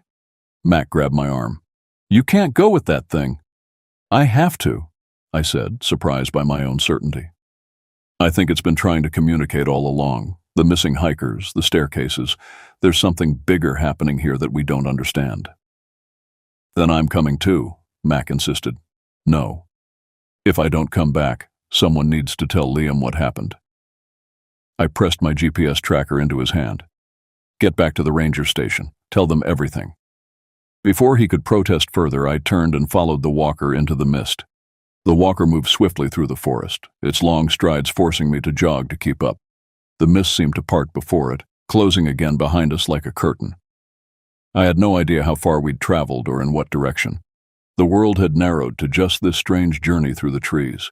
Smaller creatures occasionally appeared at the edges of my vision, keeping pace with us, but never approaching. Their whistles created a constant background chorus, like a language I almost understood. After what felt like hours, but might have been minutes, we reached another clearing. This one was larger, with ancient standing stones forming a rough circle. At the center, a massive staircase rose in a spiral, far taller than any I'd seen before. It seemed to be made of the same stone as the monoliths, weathered by untold centuries. The walker stopped at the edge of the circle, gesturing for me to do the same. It whistled, a complex series of notes that was answered by something from above. I looked up and felt my heart stutter. At the top of the spiral staircase, barely visible against the swirling mist, stood a figure. It resembled the walker in its proportions, but was older, grayer, with a mane of white fur flowing from its head. It raised a hand in greeting, or perhaps command. The walker beside me dropped to one knee, bowing its head. It whistled again, a deferential sound. The elder creature responded with a series of whistles and grunts. "What do you want from me?" I asked, my voice sounding small in the vast clearing. The walker rose and pointed to the staircase, then to me. It wanted me to climb. "Why me?" It couldn't answer in words, but it reached out and tapped my chest, just over my heart. Then it tapped its own chest in the same spot. "We're the same somehow," I guessed. "Connected?" It nodded, then pointed again to the staircase. The implication was clear. I needed to ascend. "Will I be able to return?" I asked, though I knew it couldn't give me assurances. The walker's expression was unreadable, but it placed a large hand on my shoulder. A gesture that felt oddly comforting despite the alien nature of the creature. Then it stepped back, giving me space to decide. I stared at the staircase, remembering Alex's story, how he had climbed and found himself falling through empty air, and yet he had survived. Changed, perhaps, but alive. Taking a deep breath, I stepped into the stone circle. The air felt different here, heavier, charged with something I couldn't name. The smaller creatures watched from the tree line, their whistling falling silent. I approached the staircase, each step feeling like a decision I could still reverse. But something pulled me forward. Curiosity, destiny, or perhaps just the strange connection I seemed to share with these beings. The first step felt solid beneath my foot. So did the second. I continued climbing, the spiral taking me higher, my perspective of the clearing changing with each turn. The mist swirled thicker as I ascended, until I could no longer see the ground below. About halfway up, I paused to catch my breath. Looking up, I could see the elder walker still waiting at the top. It gestured for me to continue. The final steps were the hardest, not physically but mentally. I knew I was crossing a threshold that few humans had ever approached. When I reached the platform at the top, I found myself standing eye to eye with the elder walker. Up close, its features were more defined, deep-set eyes that held an intelligence far beyond what I'd expected, a face lined with what could only be described as wisdom. It regarded me for a long moment, then extended a hand. In it lay a small stone, polished to a high shine and carved with symbols I didn't recognize. When I took it, the stone felt warm, almost alive in my palm. The elder walker whistled, a soft, melodic sound that seemed to resonate within me. And suddenly, without words being spoken, I understood. The staircases weren't built by the walkers. They were natural phenomena, weak points between worlds that manifested as physical structures. The walkers were guardians, ensuring that what belonged in each world stayed there. But recently, the boundaries had been weakening, staircases appearing more frequently, allowing things to cross that shouldn't. And I, through some quirk of heritage or fate, could help strengthen those boundaries. The stone in my hand was a key of sorts, a tool that would allow me to seal the thresholds when necessary. The revelation washed over me like a wave, leaving me breathless. I looked at the elder walker and nodded, accepting the responsibility being offered. It whistled again, and the world around us shifted. The mist parted, revealing not the forest below, but a landscape I'd never seen, vast plains stretching to distant mountains under a sky of deep purple. The elder walker's world. For a moment I was tempted to step forward, to explore this alien realm. But the weight of the stone in my hand reminded me of my purpose. I wasn't meant to cross over, but to help maintain the barrier between worlds. I looked back at the elder walker and nodded again, more firmly this time. I understand. I'll help. It touched my forehead with one long finger, and knowledge flooded my mind. How to use the stone. How to recognize when a threshold was forming. How to communicate with the walkers when necessary. Then the world shifted again, the mist swirling around us. When it cleared, I was standing at the base of the fairy circle where Liam and I had first encountered the walker.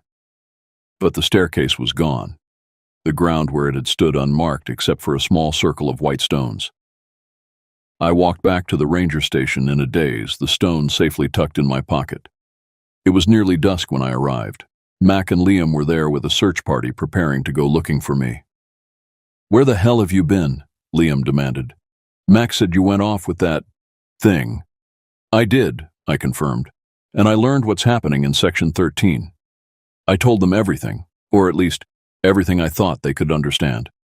About the staircases being natural phenomena, the walkers being guardians, and the missing hikers having crossed to another world, willingly or unwillingly." "So Emma," Mac began. "Crossed over," I finished. "I don't know if she can return, but the walkers weren't taking people. They were trying to prevent unauthorized crossings." Liam looked skeptical but didn't argue. "And this stone?" he asked, looking at the artifact I'd shown them. "It helps seal the thresholds when they form. The walkers can't do it themselves. They need someone from our side." "And that someone is you?" Mac asked incredulously. I shrugged. "Apparently. I don't fully understand it myself, but I know what I need to do." In the weeks that followed, my job at Whispering Pines took on a new dimension. I still performed my regular ranger duties, but I also monitored Section 13 for signs of new thresholds. When they appeared, I used the stone to seal them, preventing further crossings. The walker, my walker, as I'd come to think of it, often appeared to guide me to new manifestations. We developed a silent communication, a partnership of sorts. The other rangers gave me space to do this work, not fully understanding but recognizing its importance. Mac returned to Toronto, carrying my story with him but promising to keep it between us. "The world isn't ready for interdimensional doorways and forest guardians," he said before leaving. "But if you ever need help, I'm a phone call away."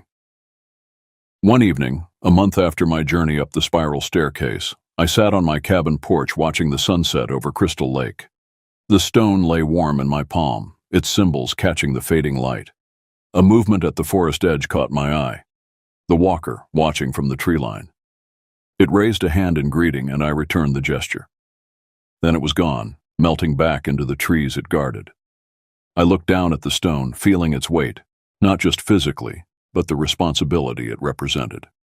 I had come to Whispering Pines seeking escape from the mundane world, a return to something primal and real.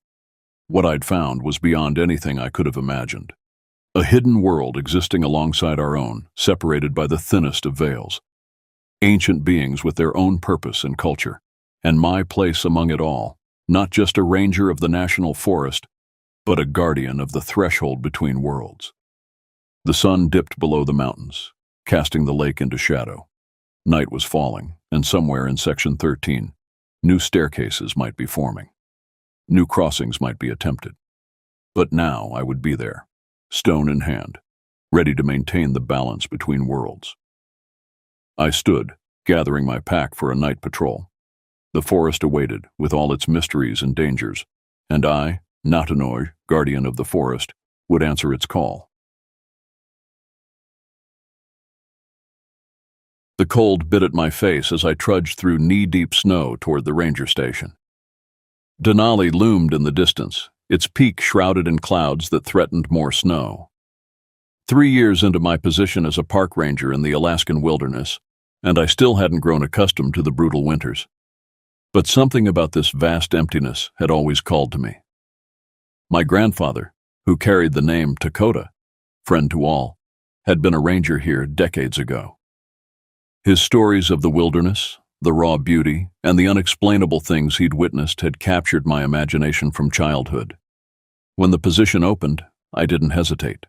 I abandoned my accounting job in Seattle, packed what little I owned, and drove north for 5 days straight. The cabin sat nestled between towering pines, smoke curling from the chimney into the gray sky. Inside, the radio crackled with static, someone trying to reach through. "Ranger Akuli, do you copy? We've got reports of hikers missing near Raven Mist Lake." I grabbed the receiver. "Copy. Details?" "Family of 3. Didn't return to their vehicle yesterday. Last known location was the Eastern Shore Trail. Temperatures dropping fast. On my way." Akule, meaning north wind in a language my grandmother once whispered to me, was what I chose when I came here. It felt right, connecting me to ancestors I barely knew but whose blood ran through my veins. I gathered emergency supplies, loaded my rifle, and headed out. The forest darkened earlier this time of year, shadows stretching between trees like grasping fingers. The path to Raven Mist Lake wound through dense forest. As I hiked, the familiar sensation of being watched intensified. Rangers develop a sixth sense about these things. Most chalk it up to heightened awareness of predators, bears, wolves, mountain lions. But deep in the wilderness of Alaska, locals whisper about something else. My first year here, an old Athabascan man visited the station. His weathered face had creased as he spoke of Tornet, the one who dwells in the mountains. Larger than a man, covered in dark fur, leaving prints no known animal could make. I'd nodded respectfully while thinking it just folklore, until I found those tracks myself.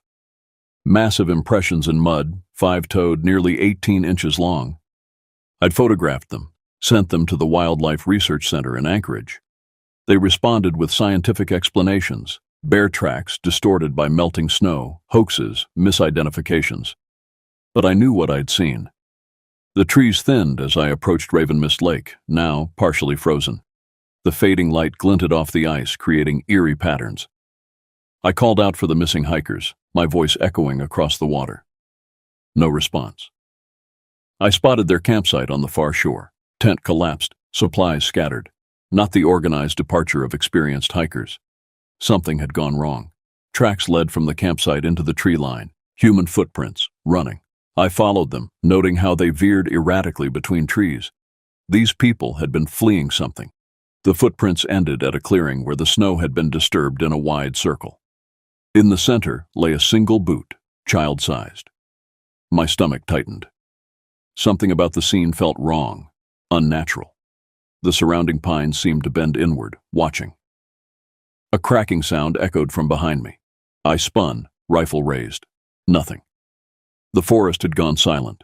No birds, no rustling leaves, no distant calls of wildlife. Just complete, suffocating silence. Then I saw it, a shadow moving between distant trees. Too large for a bear, walking upright. It paused, and though I couldn't make out features in the dimming light, I felt it looking directly at me. The radio at my hip burst to life with static, making me jump. When I looked back up, the figure was gone. "Ranger Akule, status update?" The voice crackled through. I swallowed hard. "Found abandoned campsite. Signs of distress. Continuing search. Be advised, storm front moving in. You've got about 2 hours before visibility drops to 0. I acknowledged and clicked off. The silence rushed back in, pressing against my eardrums. A sound carried on the wind, not quite a howl, not quite a scream. Something between, something that raised the hairs on my neck and sent cold rushing through my veins. As I stood there, paralyzed by that inhuman sound, I realized why I'd really come to Alaska. Not for my grandfather's legacy or the beauty of the wilderness, but because something in me had always known these woods held secrets. Things science couldn't explain. Things that existed in the spaces between what we know and what we fear. I'd come looking for answers. And now, as darkness fell and that sound echoed again, closer this time, I feared I might find them. The storm arrived faster than predicted. Within 30 minutes, snow fell in thick curtains, reducing visibility to mere feet. I had a choice: attempt to return to my cabin or seek shelter nearby.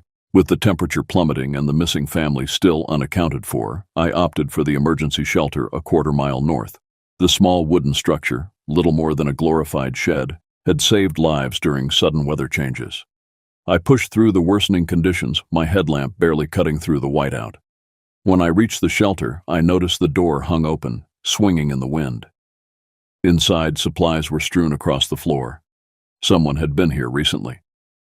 "Hello?" I called, sweeping my light across the single room. "Parkranger, anyone here?" A child's drawing caught my eye, pinned to the wall with a hunting knife. Crude crayon marks depicted 3 stick figures, presumably a family, standing beside a large, dark shape towering over them. The dark figure had been scribbled over repeatedly with black crayon, pressed so hard the paper had torn in places. I pocketed the drawing and secured the door against the howling wind. The temperature inside wasn't much better than outside, but at least the biting snow and wind were blocked. I fired up the small propane heater and reported my position over the radio. "Copy that, Akule. Search and rescue can't deploy until morning with this weather. Sit tight." I organized what remained of the shelter's supplies and settled in for a long night, rifle across my lap. Sleep would be impossible, not just because of the cold, but because of what I'd seen in the forest. Around midnight, the storm reached its peak. Wind screamed around the small structure, finding every crack and crevice. The shelter groaned against the assault. I dozed fitfully, jerking awake at every unusual sound. A heavy thud against the outer wall startled me fully awake. I grabbed my rifle, aiming at the door. The wind, fallen branch, 3 more thuds followed, deliberate, evenly spaced, not the random pattern of weather. "Who's there?" I called, voice steady despite my racing heart. Silence answered, then scratching, long, slow drags against the wooden walls. It moved around the perimeter, testing, searching. The radio crackled, but only static came through. The storm must have knocked out communications. Something heavy pressed against the door, wood creaking under pressure. The small lock wouldn't hold against much force. I backed into the corner, rifle trained on the entrance. A low sound vibrated through the walls, not quite a growl, deeper, like stones grinding together. The pressure on the door increased, the frame beginning to splinter. The single window, covered with heavy plastic for insulation, bulged inward as something massive pressed against it. Through the distorted material, I made out a dark shape, larger than any man. The plastic tore. Cold air rushed in along with reaching fingers. No, not fingers. Long, thick digits ending in black claws. The hand alone was the size of my torso. I fired. The report deafened in the small space. A roar of pain shook the shelter as the appendage withdrew. Heavy footsteps circled the structure faster now. The walls shuddered with impact after impact.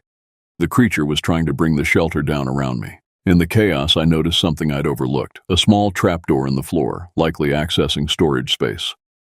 With the walls beginning to give way, I had no choice. I pried it open and dropped down into darkness, pulling the hatch closed above me. The space beneath was tight, smelling of earth and decay. My light revealed a crude tunnel extending away from the shelter. Someone had dug this recently. The walls were freshly disturbed, supported by branches ripped from trees.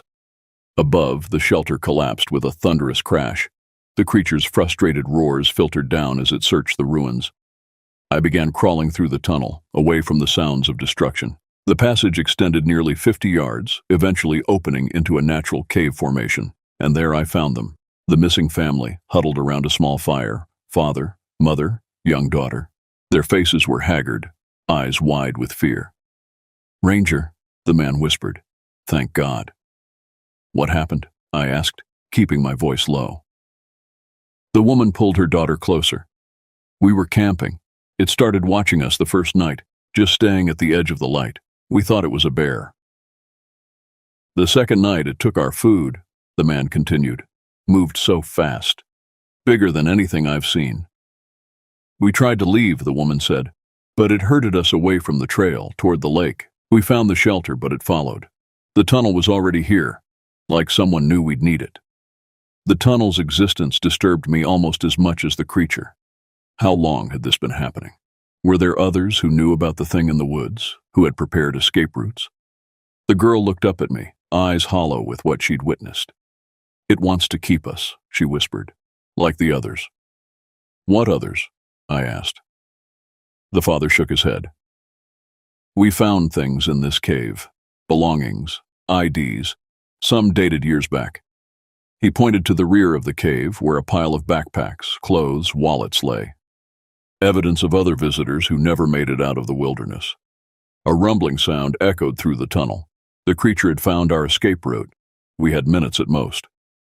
"There's another way out," the man said, pointing to a narrow crevice. "We've been afraid to try it, but..." A roar from the tunnel decided for us. We squeezed through the opening, emerging onto a snow-covered slope above the lake. The storm had weakened, dawn's faint light revealing our surroundings. I led them downhill, away from the cave. We'd made it nearly a quarter mile when a howl split the morning air. Looking back, I saw it emerge from the mountainside, at least 8 feet tall, covered in dark fur, moving with impossible speed through the deep snow. "Run!" I shouted, raising my rifle. The family fled toward the tree line as I took aim. The creature paused, regarding me from a distance of perhaps 100 yards. Even from there I could see its eyes. Too intelligent, too aware. This was no animal, but something else entirely. I fired twice. The shots echoed across the valley. The creature didn't fall, but it stopped advancing, watching as I backed away toward the trees. Search and rescue found us hours later, huddled in a ravine. The official report listed the incident as a bear encounter, the collapsed shelter as storm damage. The tunnel system was surveyed, catalogued, and deemed a natural formation enlarged by wildlife. The pile of belongings from missing persons was harder to explain away. Investigations were opened, then quietly closed. The family was debriefed extensively, their story evolving with each telling until even they seemed uncertain of what they'd experienced. But I know what I saw. I've remained in Alaska, continuing my work as a ranger. Some call it courage. The truth is more complicated. Whatever dwells in these woods has been here far longer than humans. It knows the wilderness in ways we never will. I stay because someone needs to watch it watching us. Someone needs to remember what hides in the spaces between civilization and wilderness, between light and shadow.